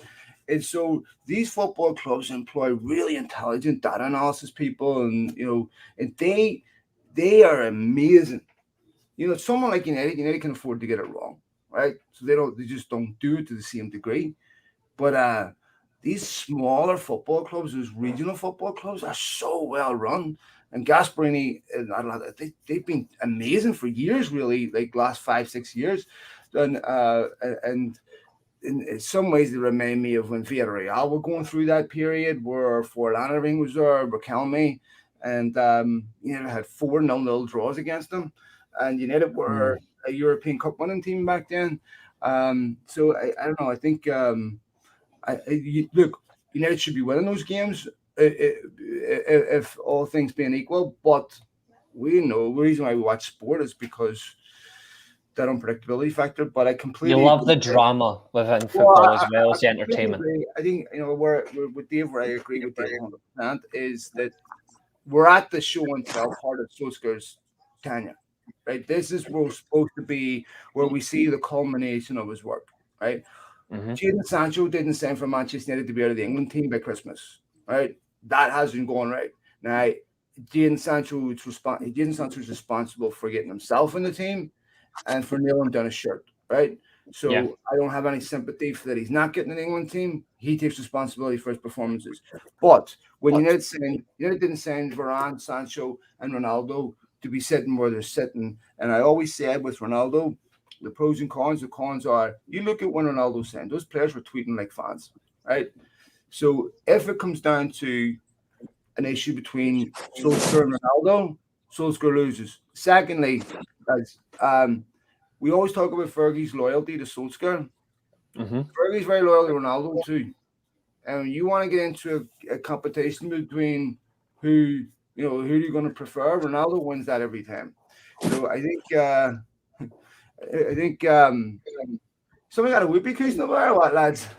I'm not sure. I've got fireworks inside my house, but I don't know what else is going on. Anyway, I think this is the first time I've been a massive supporter of Solskjaer, but this is the first time I've really had deep-seated concerns that he is the right guy to take United to the final, the final hurdle.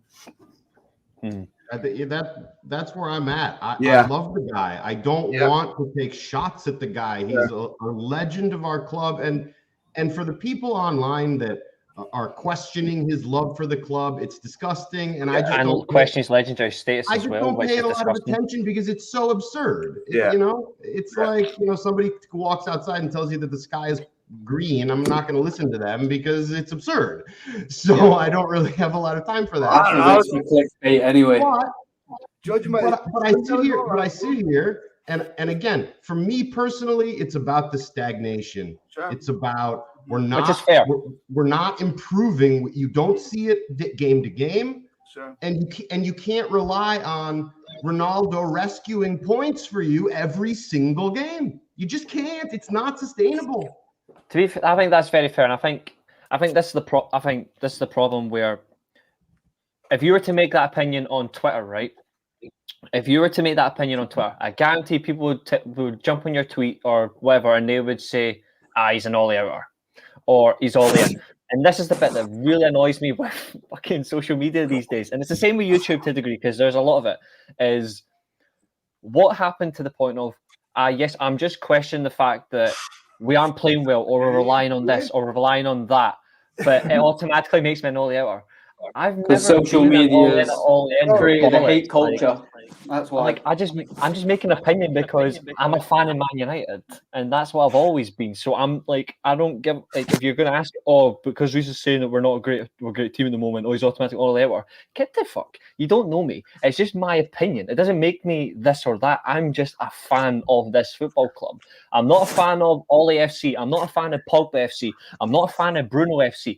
They play for the club I support, so I'm going to freaking back them. But it doesn't make me a representation of what's in and what's out. I just support the fucking club. Sorry, Keane, I know you don't mind me swearing, but sometimes I do. But that's just how it is with me. I hate the bollocks behind in and out. It's just we have opinions. It doesn't mean we're in and out. We're allowed to question if things are going wrong. We're allowed to praise things that are going right. It doesn't mean like, oh, you're in or out. That's just how it is. I think the backdrop of that as well is because people don't like the style of football that Ollie's implementing or the game plan that he's trying to get across, they'll automatically jump on it when it goes wrong. Now, social media to a certain extent has created a culture of we'll put Ollie out or we'll put Conte out or Jose out, whatever fits the narrative because we dropped points to Burnley at Old Trafford. Like I can see further away from that sort of thing, but my style and the way I like to see football played is more the Ajax model. I like the way they play football, that type of the total football aspect. That's I've done my own studying on football, and I've read a lot about that Ajax team, about the Barcelona team that in my generation, the way they play football and their methods behind their management, and I've watched countless documentaries about Cruyff and the 3-4-3 and the total football. It doesn't mean that's what's going to work for Man United. It's everybody has their envisagement of how they want to see their team play. Phil made a great point earlier in this situation with Solskjaer when he said Wenger would have dealt with it differently to Ferguson. And I thought that was a great point because they have different philosophies on football. But I feel like the issue with this is everybody's looking around us and looking at certain types of managers. Conte, for example, has a strict formation and how he wants to play the game. Klopp's got a very aggressive pressing game. Guardiola like possession. It's what you like and what you see and what you would like to see at your club. It doesn't necessarily mean you have to get that, but I feel like from my perspective, and I do want Ollie replaced. I'm not Ollie out. I'm not caught. You don't see on my Twitter me writing Ollie out. I just don't see the point. I would like us to replace him because I generally just don't feel he's at the standard that we need for the position. But it's perfectly fine. He's a bad manager. I think there's a level of coaching ability there, 100%. Like what Phil said earlier, I'm not naive enough to think that he doesn't have any football knowledge. That's not the case at all, which I feel like social media tries to portray. But for me, the reason why I want him out is I don't feel like his level of managerial experience, which was always going to come into play, whether you like it or not, eventually, when the pressure cooker got on and you go out and buy these world-class players, everybody expects, because you're at Man United, if you're at Everton, it's not the same pressure. But for me, I feel like we've got to probably try and get away from the fact of, he doesn't play the certain style of football that I want to see, because my style of football might be different to Phil, what Phil wants to watch, or what David wants to watch, even Trevor as well, that keeps dropping my name in here. But I just think he's hit a wall. And I feel like it sums up in one word. I want to talk Jimmy, because this is an important point, mate, right? So you talk about Ajax and Barcelona, two football clubs that marry each other to Cruyff, right? So Barcelona played 4-3-3. This as well. That as well. Yeah. Sorry, cut you off. Yeah, I know. That is an absolute big. By the way, what women go through is just utterly deplorable, right? It's disgusting. And the misogynistic abuse they take is unspeakable. And all of us lads, it's incumbent upon all of us to not tolerate that shit and call it out, because quite frankly, I really worry about the mental health.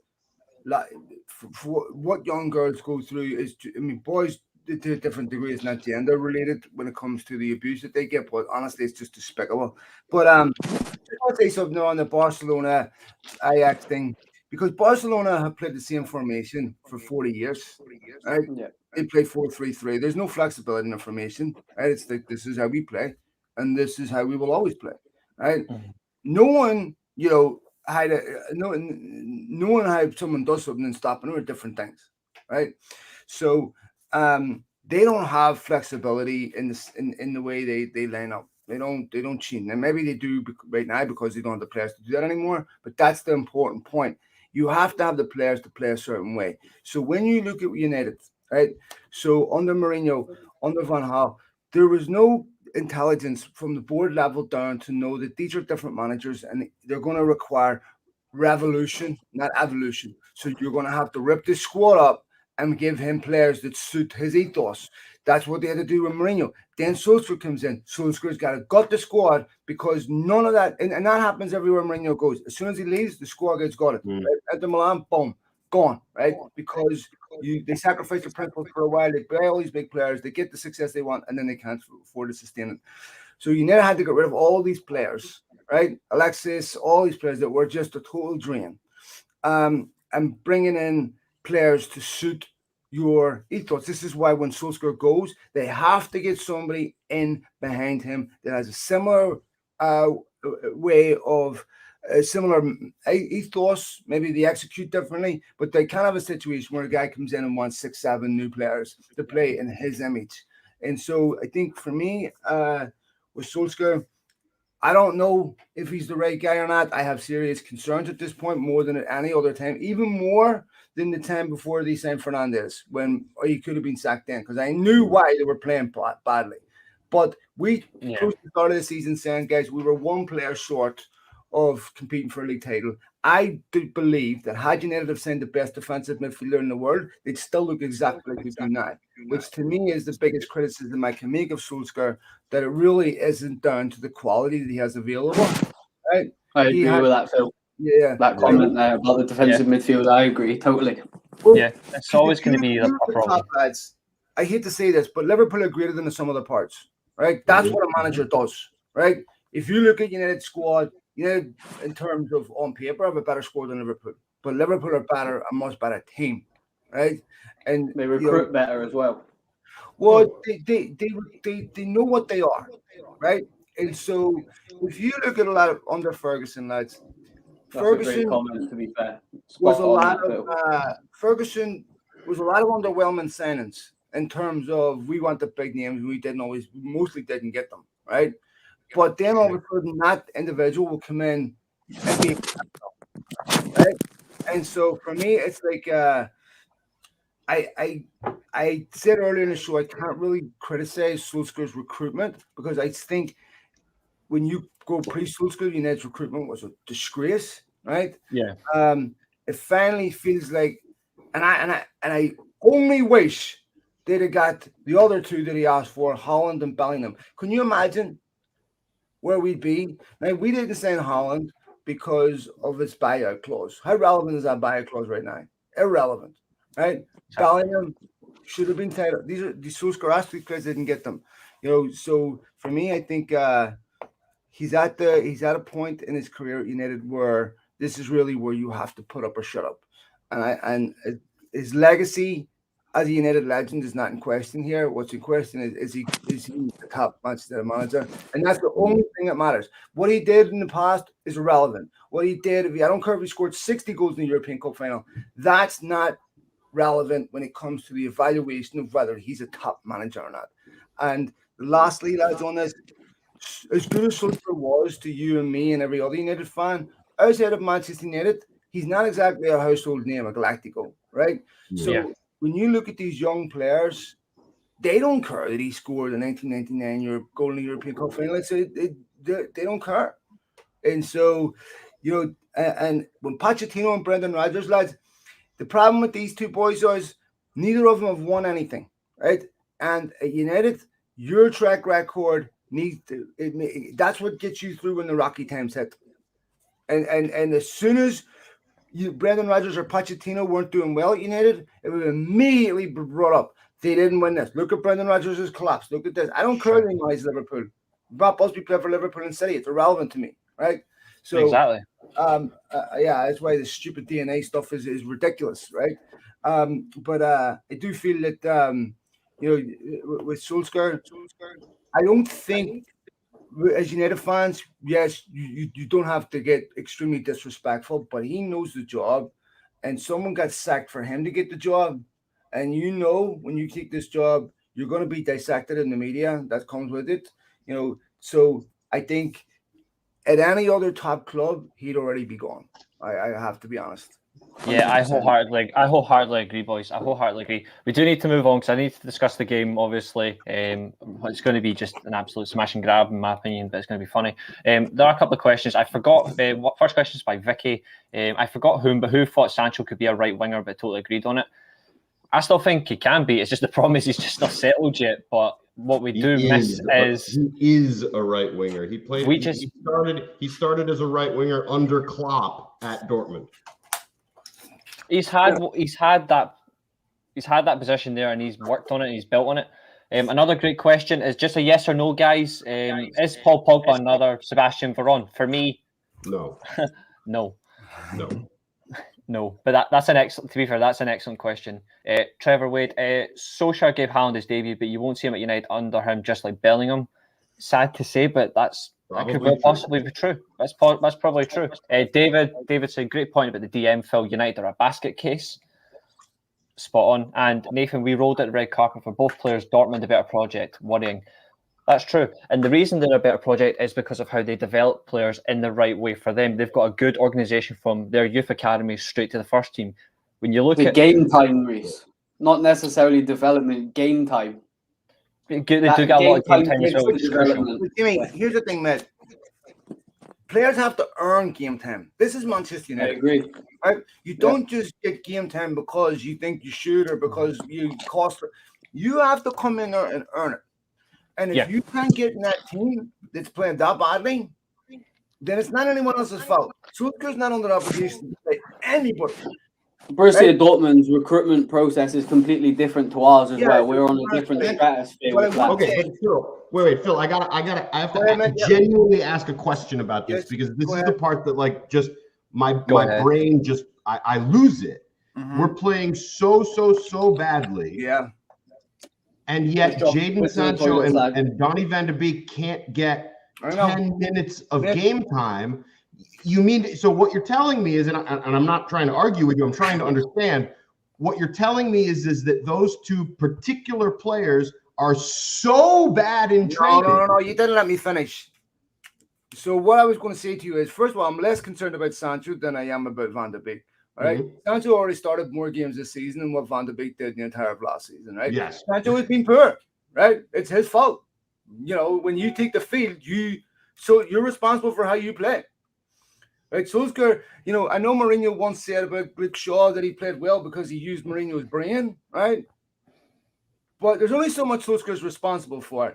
What I will criticize Solskjaer for is I don't understand how certain players have no consequence for failure and certain players do. Now, I can only assume the reason for that is because there's other reasons attached to their game. Like Van de Beek, for example, I've spoken to people inside Old Trafford, and it's not just because it's not analogous to one player getting dropped. Because Van de Beek, there's other concerns about Van de Beek that are concerned about him positionally. They thought he was too slight, right? He would drift in wide positions constantly. Now you'll notice when he came on at the weekend, who did he come on for? He came on for Bruno Fernandes, right? So he's got the same problem Lingard's got, right? And he can't get in ahead of United's best players. Now, they've tried to play him in deeper positions. I spoke to Frank Hook, right, who coached him, who had him in Holland, of course, at United and everything else. And they told me about some of the concerns Van de Beek has had.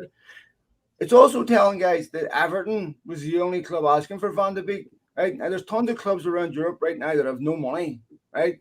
But nobody else wanted him. And that was Marcel Brands, who at Everton, of course, who knew Van de Beek, and so he was able to get that due to his Dutch connection. So I completely understand where some players, I don't understand. Maguire should have been dropped, right? No question about it, right?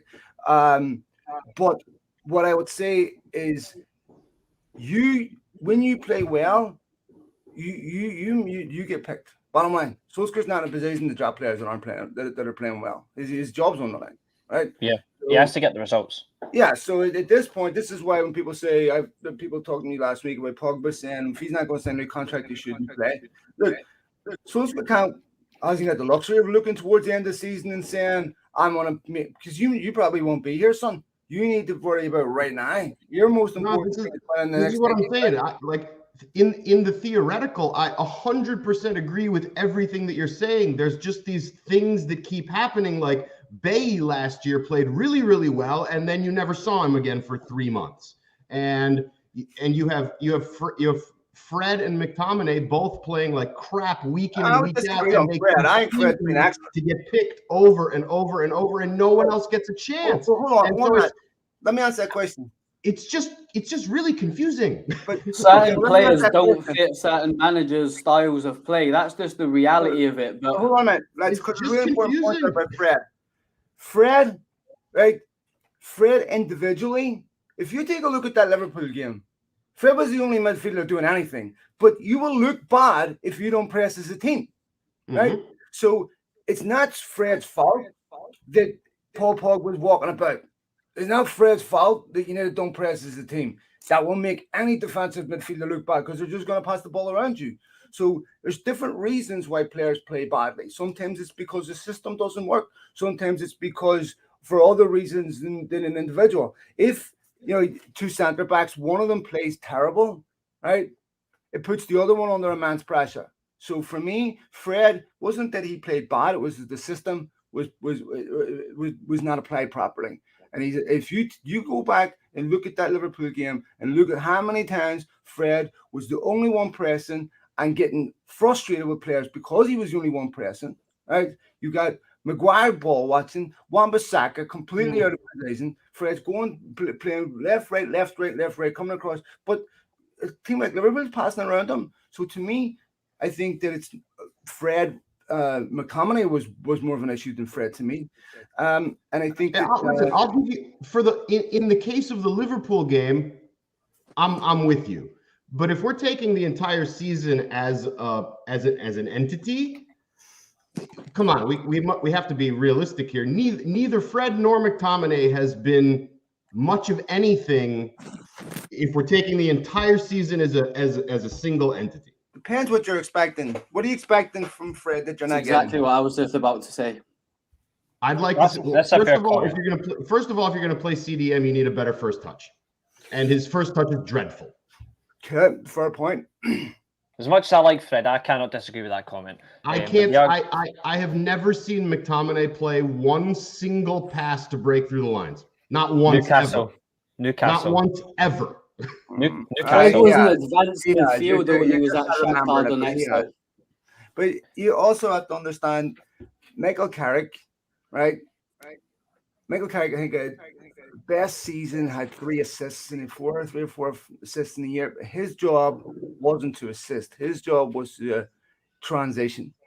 No, that's what I mean. I just mean breaking through. I just mean breaking through the lines. I don't even mean playing the final pass. And this is why that comment's spot on. McFred isn't the biggest issue. It's to set the team in transitions. What, like passing the ball through a defensive midfield or passing the ball through?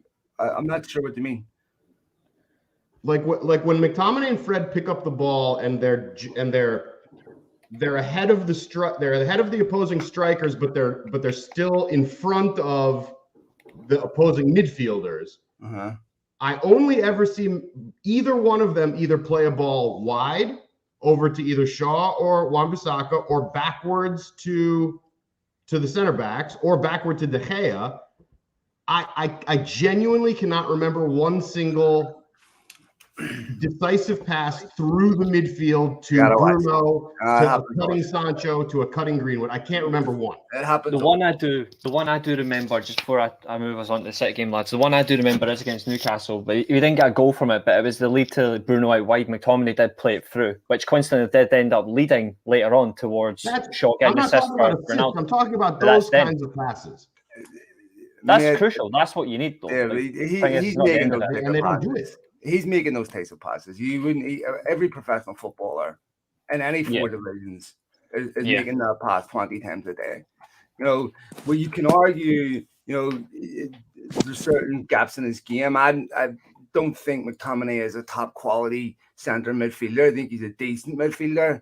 I don't think in any team that wins the league is starting with Scott McTominay every week, right? My concerns with him are not whether he can pass the ball through the lines. I mean, I don't have any issue with that. And if you as a professional footballer can't pass the ball forward to your attacking midfielders, then you're not going to be playing professional football too long. Yeah, and yet here we are. That's the selection that I've got an issue with Ollie. It's not. I don't like. I know there's a lot made on socials about the selection of who he's picking because we think he should be playing X, Y, and Z in these roles. For me, if you're going to be brave enough to play McFred, I hate calling them McFred because it sounds so stupid, but if you're going to be brave enough to play them and stick with them, which he's doing quite a lot of the time, you have to get results to not have the questions coming back at you of why you're not playing Donny or why you're not playing Pogba. For me, it's never been an issue about who he picks. I've watched McFred live twice this season against Everton and Villa. They were all over the place. Apart from the first half where we did do well. I know King mentioned it earlier about the first half performance. We were decent. But for me, it's not even about the personnel. Our fan base is obsessed with the personnel. It's the performance of the team that's on the pitch for me. And the reason why we get so many daggers thrown towards Ollie for not playing X, Y, and Z is because of the performance of the players he's picking. I don't have an issue with the fact that he's brave enough to say, these are my midfielders. I actually commend that. I have players in my team that I pick in certain positions every single week, and they are banker starters because I know what I'm going to get from them. But you have to bring results with that. And at my level, it doesn't matter if I get beat on a Saturday. But at Old Trafford, in the Premier League, in the elite level of football, people are going to say, wait a minute, Pogba's won a World Cup. Donny van de Beek was brought up through the Ajax Academy. What are they doing that they can't do? That's not the issue for me. It's the results. That's why I brought up when they made the change, when they made the system change after the Liverpool game. That's a red flag to me. Not because you shouldn't change something when you get destroyed, but because the results have been bad for a while now. And I don't really care if Pogba plays. I don't care if Ronaldo plays. I don't care who plays. I care about seeing a cohesive team that's competitive, that's playing the right way. And since we're not seeing those things, it has to become a question. Why are you making the changes that you're making when you're making them? And why aren't you giving certain people chances? So what do you think he should have done against Spurs? I don't mind the change. But you're criticizing him for making the change. No. It's the timing that it's okay. So what do you think? It's confusing to me. Dave, are you saying again he shouldn't have done it against Spurs because the time is not good? No. I agree that you should probably play that way against Spurs. Okay, so then we can move on from that. Yeah, absolutely. But if we're playing crap before that, why didn't it change before that? Well, because he's not playing against the same team. Spurs are not Liverpool. Okay. So you can't pick the same team to play the same way against different teams. I mean, but he played like crap against Villa and then didn't change anything. Then he got destroyed by Liverpool and changed. Well, no. He didn't lose against Villa because of the formation. Nothing to do with the formation. You watched the game, right? Yeah. It wasn't to do anything to do with formation. It had to do with individual errors. And that is generally what happens a lot. And the thing is, though, he is trying to save his job. That's the most important thing. He's trying in his own way. He's trying to save it. That's the point. But that's what he's supposed to do, the manager. We played really well against Spurs. The team performance, yeah, we all agree with that. I thought our shape was a lot better. We looked a lot harder to break down when we didn't have the ball, and eventually we were playing against a team that were in disarray, and we put them to the sword because we had good shape. We used the ball well. We were good out of possession. But for me, that's all great.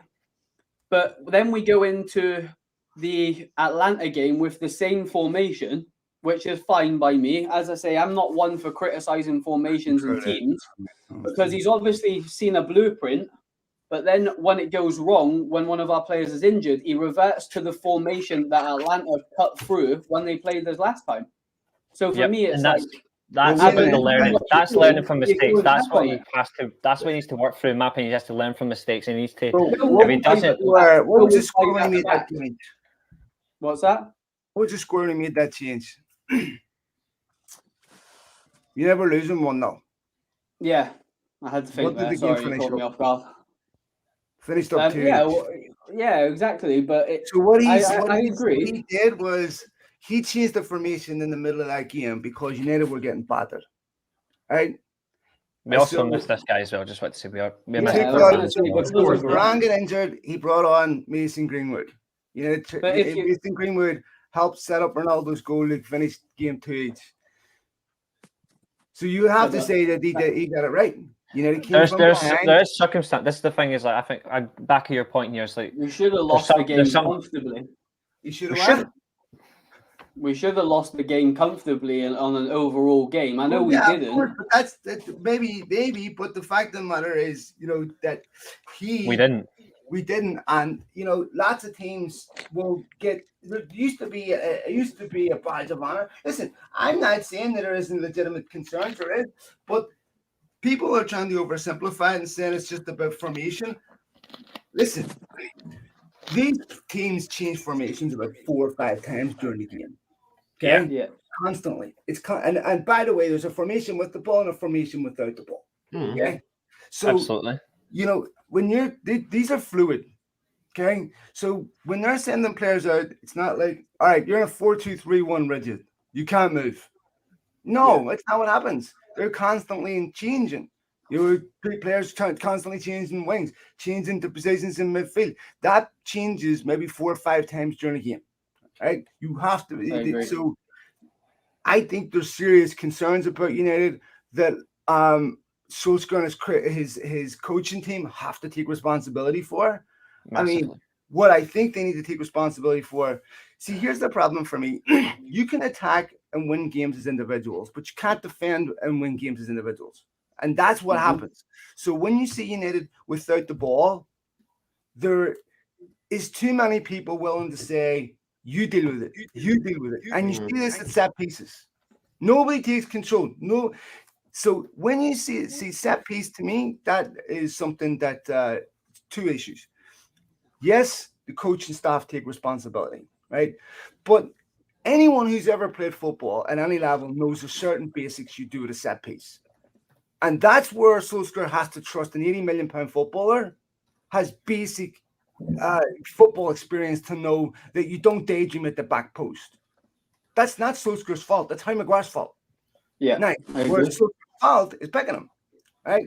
He should have got dropped after that Leicester game. No doubt about it. But then think about this from Solskjaer's perspective, right?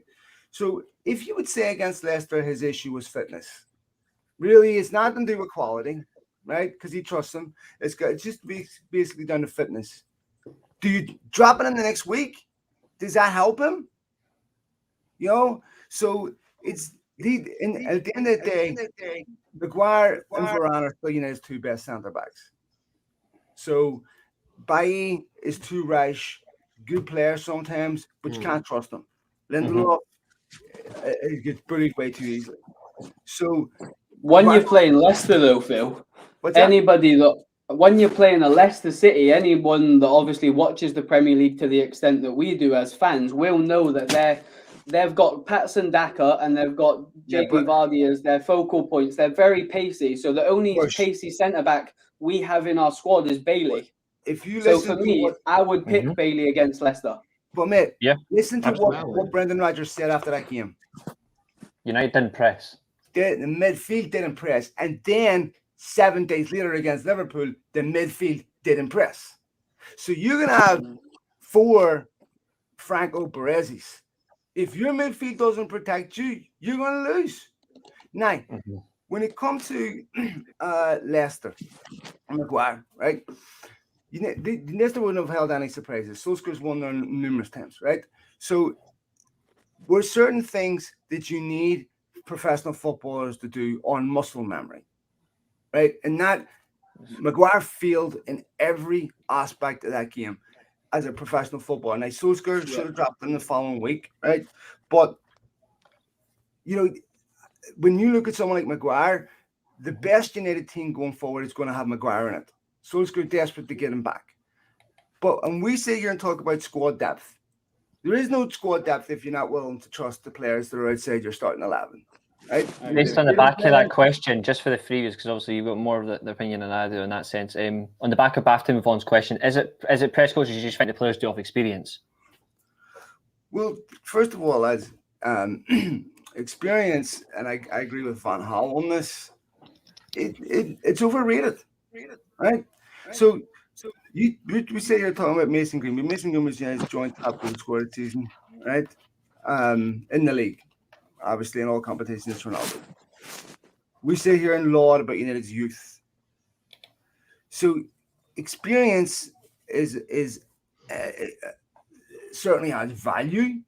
Yeah. But what experience did Wayne Rooney have at 17? What experience did Ronaldo have at 17? I'm talking about the original one when he was turning teams apart. Sometimes it's overrated, right? And so you look at the Ajax team, went to the European Cup final in 95. Now, what I will say is getting top quality young players into a championship winning team is very difficult to do. And nobody has more pressure to win perfectly than United. No one questions how many academy players Chelsea have in their team. No one questions that if they get an injury, an academy player must take that position or it's not pure enough. No one questions, it's Chelsea win a game or, Man City win a game. I didn't see the criticism come Pep Guardiola's way last weekend for losing to Crystal Palace at home. If that had been Solskjaer, he would have been eviscerated, right? And if they'd have won 6-0, it would have been like, yeah, but if you take those 6 goals away, what would have happened? That seems to be the new narrative, which I'll be honest with you, I don't understand it. I don't understand that because it seems to be the Ronaldo thing now, where we didn't have Ronaldo scoring in the Champions League, we'd have like X amount of points. I'm like, well, it's his job is to fucking score. These are the same people that a year ago when Arsenal beat United at Old Trafford were applauding Arteta as the next Guardiola, right? And by the way, pontificating in the media were pontificating about how wonderful Arteta is because he ticked all the trendy boxes, right? And rather than admit they were wrong, they'll do all sorts of mental gymnastics to justify it. And this is exactly what they do with Ronaldo and exactly what they do with Solskjaer because they're locked into a narrative. They're emotionally committed to it and anything. And I talk to these journalists every day, and I'm good friends with a lot of them. So I have these conversations about it. These are the same people that absolutely refused to admit United were a better team than Liverpool last season, but they were. The league table doesn't lie. It only lies when it comes to Manchester United, and it doesn't support your point. Right? But the other season, it doesn't lie. So you have to realize that a lot of the commentary around United is it's deliberately pernicious, and Solskjaer was right to call it out yesterday. And look, there's certain things that Solskjaer, and that's the thing, like you don't have to exaggerate the criticisms of Solskjaer. They're obvious. You don't have to invent these nonsense narratives that I see online all the time that are not commensurate with reality. It doesn't. You don't need to do that. There's legitimate concerns, but there's fixation on this player doesn't play, that player doesn't play. Listen, at a club like United, you earn the right to play. It's the same with other clubs like Real Madrid and Barcelona. You've got to do it. And for some players who don't going to get picked, it's for some that consistently not picked. It's a shame because obviously you want to see them perform, but it's not always going to be the case, and that's on the grounds of it. So I do get all your points, and you guys have been absolutely fantastic tonight. We are going to move on because obviously we do need to discuss Man City. Because we've just noticed how long we've been running as well. It's absolutely fantastic show. I'm honestly, God, like I don't care what anyone says. Like I've had an absolute blast tonight because I've been needing it. Me too. Going on to Man City in terms of here's another thing. Man City aren't in great form in the league either at the moment, so it's going to be an interesting game tomorrow. Wonder if he'll change his formation. I honestly think he will stay the same system. The only thing I think he won't change. I don't think he'll change tomorrow. Like I don't think he'll change system. What I do think he'll change tomorrow is who he'll change his personnel. I do think you'll see because Cavani's out. The possibilities of like Lindelof's out as well. We know that Varane's out. Yeah. There's so many players out. I don't see him changing from the system. What I do see him changing is level of players. I think Shaw will come into defence, which means Tellers will go at wing back. I think you're going to see a wide player up top. I think you're going to see that because there's no Cavani. So you're going to have Ronaldo with a wide player, or he might go to his 4-2-3-1 favoured system. Honestly, God, I honestly don't give a fuck what system he plays tomorrow. What I do want to see is us not lose because I do not want lose tomorrow. But going on the back of that, I'm going to come to you, David. Based on the based on like the overall game, like for United at the moment, system changes, who plays, like all that shit. What is your what is your overall opinion going into the game tomorrow lunchtime? Like, what are you hoping to see tomorrow? And what's your score prediction as well? Hoping to see, or what do I think I'm going to see? You may as well give both, mate, because the floor is yours. I'm the same as you, Reece. I don't care who the personnel is, and I don't really care what the system is. I care about if it's not going well, make some changes. Just not a 3-5-2. I don't care. To be fair, I'm just going to respond to before David goes again. I just want to say, like Keane says in 12 hours time, I'm hitting the pints. I rung Keane before the show went live, right? And I went to him like, I'm away to buy a drink because I'm needing it for the show tomorrow. And he went to me, if you want, you can open a bottle of Peroni or a bottle of Corona if you want on the show. I'm like, no, it's not going to happen. But he said I could, but I'm not doing it. Nathan's also going with the front three. He said I could if I wanted to. I don't know. But you like Colombian marching powder? You like that, yeah? Not my style. Come on, man. Don't be letting it say. I need a few performance enhancers to get through this. I don't need performance enhancers. I don't need any. I got the natural charisma over the last meal. That's my style. That's not what your girlfriend said. Well, I'm just shit. Unfortunately, I'm single. I'm sure up that line. I'm single, man. I'm single. Well, there's nothing unfortunate about that, mate. Trust me. Yeah, I'm not bothered by that. Evan saying, what sweets is Reece eating tonight? None. I'm all out. I ate all my sweets earlier. And David, thank you to you, mate. Hope you have a laugh. And Legend, Dave. Thank you, brother. Honestly, I'm having a blast with you guys. David, what is, like, if you had to just put a limb on it, what would you say is the starting 11 tomorrow and your score prediction based on how City play, concerning how City play and how United recently have played both in football and who they've done in that sense? What would you honestly think we go tomorrow? My biggest criticism of Ole is plain and simple. I feel he's stubborn. Yes. That's my number one criticism of Ole. Again, I don't care what the formation is. I don't care what the players are. This is whatever. So you don't mind if it doesn't go in. He's just I'm gonna remember this when we record next week when you Balak Sluska first team. And here's what I think he's gonna do.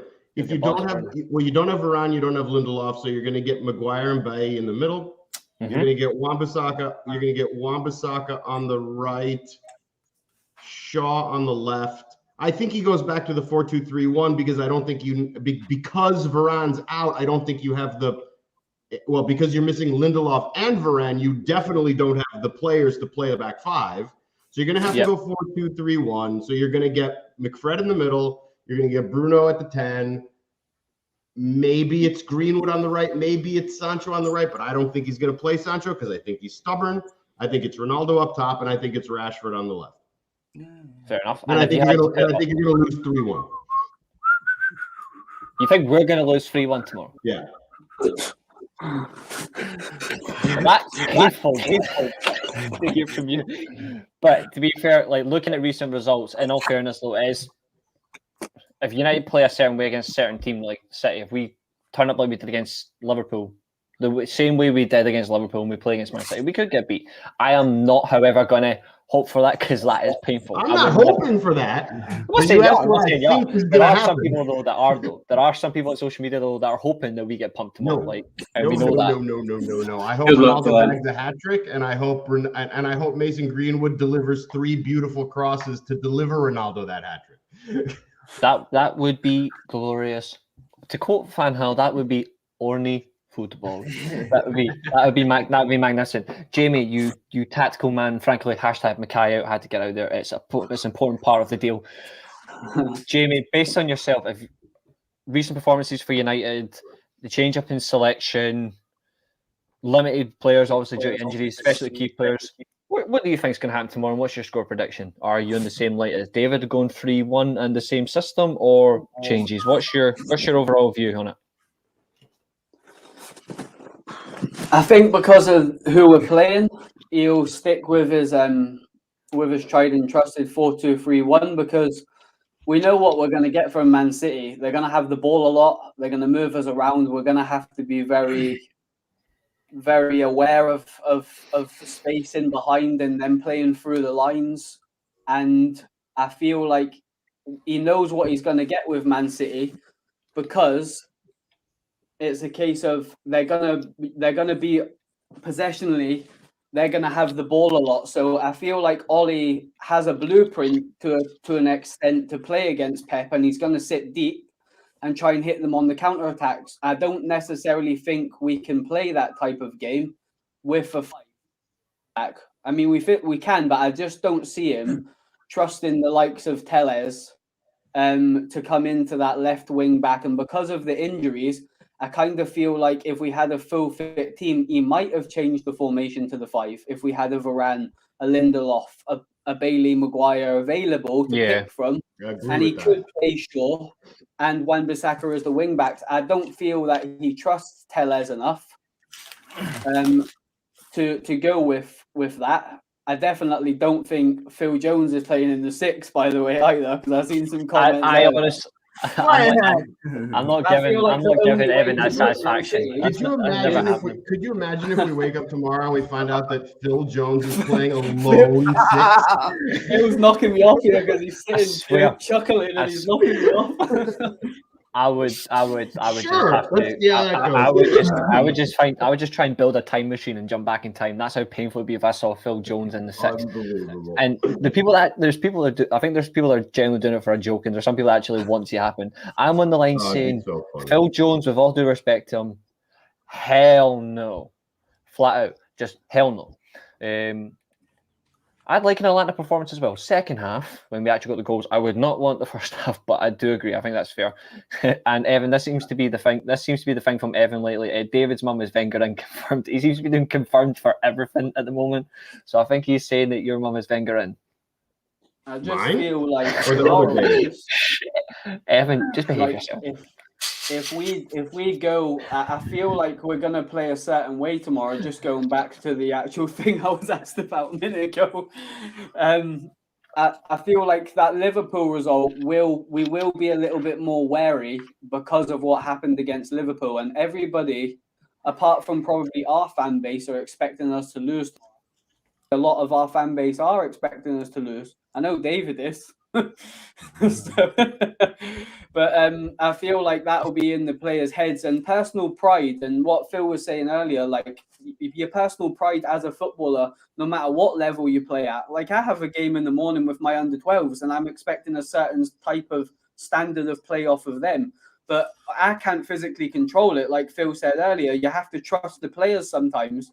You can put your team out, and I feel like tomorrow, the players do need to take responsibility as well as the manager. And of course, if we get beat comfortably, it's all going to come back on Ole again. But it's a case of that I've played a half decent standard of football, and I understand that I have to put the work in as well, And I feel like them 11 players in that red shirt tomorrow need to stand up and be counted for, and they will be criticised just as much as the manager. Obviously, it's going to come back on the manager because of the windfall in the media at the moment towards potentially losing his job. But they'll definitely be mindful of that Liverpool game. And I feel like if City do win, which wouldn't surprise me, and that's the level that we're at now in our fan base, to think that we'd be happy with a 2-1 loss away at home to City because of that Liverpool result. If we would have got a positive result against Liverpool, we would be going into this thinking, do you know what, we can beat City, and we physically can beat City,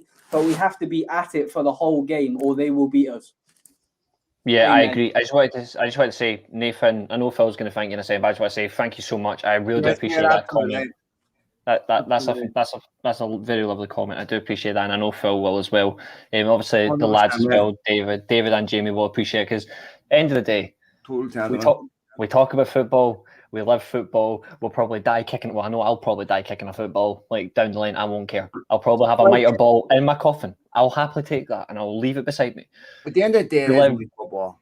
I mean, never argue, never disagreements, no. But it's only football. Yeah, we love football, and that's. But I do want to say one thing. Well, I was just reading this, Dave. I'm going to send this to you. The brilliance of Scott McTominay. So, this is going to be fun. Scott McTominay is in the top 3% of midfielders, and better than Kevin De Bruyne in with his expected goals contributions. He is in the top 3% for pass completion rate. I'm going to say this to you. All I'm going to say is I thought you were going to tell me. I thought you were going to tell me that he was in Mensa or you're something. opening doors like That he that was to in David. that is the door opened. No doubt I'll be looking for a Twitter response. Like I'll be looking forward to a Twitter response to this. I want to see this. It was actually, wait, Phil. But you see, the thing about expected goals is that I expected to make €500,000 last year, but it didn't happen. Right, my story of my life. My expectations are never met. Absolutely, I honestly love it. think expected goals is the biggest bullshit. That's ridiculous. You know what? After absolutely expected send it bullshit, over. You know what else is unexpected bollocks? Pre-assists. What the fuck is that? Expected goals is such a bullshit race. It's ridiculous. I mean, pre-assists. I can get Phil to disagree with me very quickly on this one as well, Phil, because I know you're a boxing fan. Lee Wood's going to knock out Mick Conlon. Oh, no chance! Wait and see it. I'm going to tweet you. You know I'm very close friends with Michael, right? You're getting your ass beat, boy. I just think that's a wrong fight for him, mate. But I'm not. We'll talk boxing after. To be fair, Mick Conlon is world class, by the way. But I feel like at that weight, I don't know, mate. I'm serious. Spot on, Evan. First time you said something spot on all day. Lee Wood's a good fighter, no question about it. And I think it all depends. If he ends up doing that in Madison Square Garden with Katie Taylor on St. Patrick's Day, I think it'd be hard for Lee. But Michael knows he's in a real fight. And, Michael's at a point where he needs to fight world-class opposition. And obviously this is a title eliminator because the WBA, the marshals, but it's a regular title. Lee Wood's a good fighter. Michael knows it's a real fight. And a really lovely lad too. Like, really like Lee. He's a nice guy. Yeah. I'm just very close. I've known Michael. Michael and Carl Frampton are two of my best friends in the world, and Mick Conlon's a world-class fighter. I just feel like the last couple of performances, he struggled with the weight, and if anyone can punch in that division, it's Lee Wood. So it'll be interesting. For me, I want to ask this way question. off topic. Well, Adam Bruce brought down a weight. Yeah, Adam was the one. To me, like I love Michael, but he needs to start. I think the problem is he doesn't carry power, and technically superb, but I don't know if he has the power to get himself out of trouble. If you've ever got the time, Phil, I would love to talk boxing with you, mate. Anytime, mate. Just reach out to me. I would love to hear you guys talk. I think it'd be great to hear you guys talk about football. You just can have your little Amsterdam bromance with David, and we can have some boxing bromance. 100%. My thoughts on if we have to go down this road. In my opinion, he sucks. Are you a boxing fan? If we're going down this road, there's a very important question to be had here. If we're going into the squared circle, yep, I think Ollie could take Pep.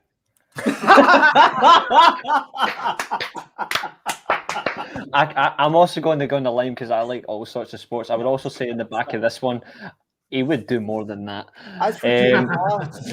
Did you see what Clarissa Shields said about him the other day? So Clarissa Shields lost in the MMA, and she said that Jake Paul has knockout clauses in his contracts that says you're not allowed to knock him out. Look, you see in that game, you don't play boxing, right? And eventually, if he meets a real fighter, he's gonna get killed. Bad. Watching it back at this comment, and because Evan says, as much as I hate to say it, I think Jake Paul beats Fury. Looking back in Tommy's fights is not impressive. I wouldn't disagree. I think he has a real chance of beating Tommy Fury. Let's be honest. Tommy Fury is surviving off a couple of things. His brother, and he's good looking lad, so he's chiseled and all that there. He's great for celebrity, but that absolute great for the beats, nothing to do with fighting, absolutely nothing. And I think if you look at Tommy Fury's last performance, oh my god, he was awful. He was shit. He was shit. Plain and simple. Savannah Marshall will knock out Clarissa Shields as well. I'm going to put that one out there as well. Jake Paul from Cleveland. Clarissa Shields would knock Jake Paul out. Clarissa Shields would knock Jake Paul out. Jake Paul's from Cleveland, Ohio, and I'm Sorry, I from opened Cleveland, the Ohio. basketball here, Reece. Sorry about that. Yeah, but that's why I live in Amsterdam. So, Dave, how long have you been away from the States, brother? How long have you been over there for? I've only been in Amsterdam a couple of months now, but I was in Italy before that. Right, And long story. We'll connect and I'll tell you the whole story. Yeah, make sure, Dave, you get my number Yeah. after and reach out to me, brother. I wouldn't mind getting you on my podcast. And Yeah, for sure. give me yourselves, Reece. Give me all that, lads. Oh, absolutely. Absolute pleasure. And I know I'm an annoying twat sometimes, but thanks very much for having me on, boys. Very much appreciated. Absolutely. I've always appreciated. I've put in the private chat as well. I'm pretty sure that is David's Twitter. It's still Stadium Ants, is it? Is it still Stadium Ants? I'll put it in here. Thank you. At Stadium. Here. I'm gonna put it in here. Here, He's put gonna it up drop there, in. Dave, and I'll connect with you, brother. Aye, guys, I really appreciate it. Like, obviously, I'll be Lads, getting the guys to shout out there. Thank you so much. Pleasure, Absolutely. boys. I'll be getting the guys to shout out their socials in a minute. I just need to ask. I didn't get your score prediction, Jamie, and then I'm going to get Phil yours as well. So, Jamie, what's your score prediction for tomorrow? My score prediction is my under 12s are going to win convincingly, and then I'm going to come home, and then we are. I'm joking. Do you know what it is? I'm going to be a bit optimistic. I don't think we're going to win tomorrow. I would take a draw now if it was offered to me, but it's going to be a tough game, and a draw would be a positive result for me tomorrow. So 1-1. I actually agree with you. I actually do agree My on under that 12s or count. the United game. Well, I don't care about the team you coach because you're Mackay out. I'm just saying I agree about your score prediction for the derby. I think it will be a 1-1 draw, but I hope we beat them anyway. I hope we beat them, but I think it'll be a draw. 3-1, Dave, right? Do you think we'll lose 3-1? Yeah. What do you think, Phil? What about you, Reece? What did you say, mate? Did you say a draw? I'm going 1-1 draw, but I hope we beat them 2-0 just to laugh in their faces because it'd be great to beat them and get a clean sheet. But I think it'll be a draw. I think it'll be a chess game. I'm gonna say it'll either be a win, loss, or a draw. That's what I'm gonna say. All right. I'm going out on a limb. I just love the purpose. I'm just gonna go stay on the bench like I'm doing. So Phil, I think you're onto something. I would definitely put a wager on that tonight because you are on something. Nah, listen, seriously, though. I love that. So, if any City fans are watching this, expecting it to win 4-0, right? So can we stop recording so I can tell you what I really think? we're just about to wrap up now. I've had an absolute blast with you guys. We've went 2 hours and 17 minutes. Lads, before we go, can you please shout out your socials, please? And the guys will give you a shout, a follow in the live chat, including Vicky says she'll give you us all a follow. So thank you all for joining us. Thanks, can we start with Phil? Can you shout yourself out on socials, please, my friend? At Malachians, Malachians. So you can find me on there, folks. Very much appreciated. Follow at their own risk. Phil is quality, but he's also an absolute nut job for brilliant banter. He's a nut job for banter. That's all I'm saying because I've seen his tweets. David, can you shout yourself out? You try to rescue yourself really quick. I do things differently. David, so legend, brother. I'll follow you right back. I have a new one. Phil, I just sent you my professional one, which is easier to get in touch with me. But my personal one is Yankee De Jong. Yeah, that's class. So that's awesome. Yeah, so I love that. Stadium France. That's yours, mate, right? Yeah, man. You want to see how brilliant he is, Phil? That right there is what he does. Is it really? Yeah. That there is what I won that from David. Do you build him, Dave? Yeah, I'm an architect. No way, are you seriously? I won that from him a year. I won that from I think it was a year ago. I've had this now. I think I've had about a year now. Yep. That's fantastic. That's really, really good work. He does amazing. He done one for Ibrox recently for the Rangers charity as well. Any stadium he does it. He's absolutely phenomenal. Honestly, I would love to buy a couple of them off you. Actually, right on. My father-in-law is a big Ajax fan. Yeah, because he's from Amsterdam. So is it possible? See if I buy one of them, could I get it by Christmas? You think? Let's chat. Let's chat. It's not no big deal. I have no idea what is a reasonable. We'll talk about that, man. I'm going to drop you my. Listen, it's completely dependent on my schedule. If my schedule can fit it in, I'm happy to do it. I'll tell you what. I'm DMing you my phone number, Dave. All right, just connect with me on WhatsApp. We'll work it out, big man. And anything you need from me on my end as well, just let me know. Brilliant. Do a bunch of stuff for United. So anything you need, just let me know. Awesome. Absolutely. And it's been an absolute privilege meeting you for the first time, Dave. Jimmy, I know we've done stuff for you guys before, so thank you so much for having me, Dave. You're first class, you're a gentleman, mate. Really, really appreciated that. It's been a pleasure having you guys on. It's been an absolute pleasure. And Jamie, can you shout yourself out before we go as well? Yeah, it's just the name on the screen. That's my Twitter. It's also my Instagram as well. And I just wanted to say before we shoot up and wrap up on this, because it's been an absolute cracker of a show, but I obviously haven't been on the podcast for a long time. Just Keen knows the background as to why I haven't had a lot of time at the moment and that. But absolutely pleasure to be back, and I couldn't have picked two better gentlemen to be on the show with. We've had a real good debate. It's good to put a face to the name, David, anyway, in the group chat. Always a pleasure to share the screen with yourself as well, Phil. And you know what it is, mate? I know you're very knowledgeable on your football and your boxing, but while I've got you on here, I love what you do for mental health, mate. I absolutely love it. So keep doing what you're doing, and putting in really good work regarding your social media and how open and honest you are. And I know we've spoke off camera about the situation as well. So keep doing your thing, mate.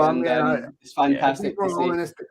Jimmy, that's such a lovely thing for you to say, mate, because I think we're all in this together when it comes to this shit. Mental health is, and I've fully admit, I'm a recovering addict bad, and I've done some horrendous things I'm ashamed of over my life due to mental health. And so I have nothing but love and support for anyone who's struggling in any capacity, because I know what it's like to be there.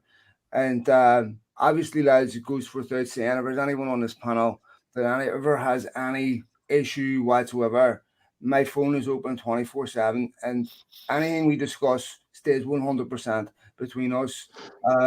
These are all lovely lads. These are all really nice lads, and honestly, it would break my heart to see any struggling. So please, I've had to feel that myself past couple of days. Have you? A few guys know, like my aunt passed away yesterday, so that's what I'm dealing with. Man, I'm so sorry. It's all right. Shit. I didn't want to say it on. I didn't want to say on live, because I didn't want to bring down the. I didn't want to bring down the nature of this, because obviously we're still going. We're just about to wrap up. I didn't want to bring it down, but that's what I'm dealing with. But it's a hard thing to talk about, lads, and it's not something I want. It's not something I would do anyway. How open and honest you are with it, Phil. Like, everyone knows footballing and knowledge on the boxing and that, but I just wanted to say, do you know what? Your breath of fresh air with that. Mate, that's okay. You've got my socials, Reece. If you ever want to talk, mate, I'm absolutely. My phone number, and I'm for anyone in the chats on here or anything. So and keep doing what you're doing. It's the same for Phil. Like, I'm active on Twitter. Thank you, mate. A shit lot. If anybody here honestly really wants to reach out, like 100%. I'm not definitively an expert, but the one thing I am though is a good listener. So if anybody does want to reach out in any shape or form, none of us are ever going to say no. 100%. That's what humanity's all about. And lads, I appreciate all the lovely comments. I know nothing. I don't know any more about football than any of you lads do. I just have my opinions. You have your opinions. I don't know if I'm right. I'm probably wrong on everything, but it's always good for me to exchange my views with other people, because sometimes I abandon my views because somebody brings up something better, and it causes me to think. So I love different opinions. I love different opinions. Being arrogant, like I know more. I may have a different opinion, but it's just an opinion. It doesn't mean that I know any more than anyone else. And that's what matters. I'm probably being a twat anyway, so I apologize. to be fair, I'm going to sign off with this comment. It's better to be a twat than be a cunt. So, and at the end of it, this is that's how it goes. So I just want to say, thank you, guys. And thanks everyone for watching. Exactly. Thanks, guys, for tuning in. Have a good one. Goodbye.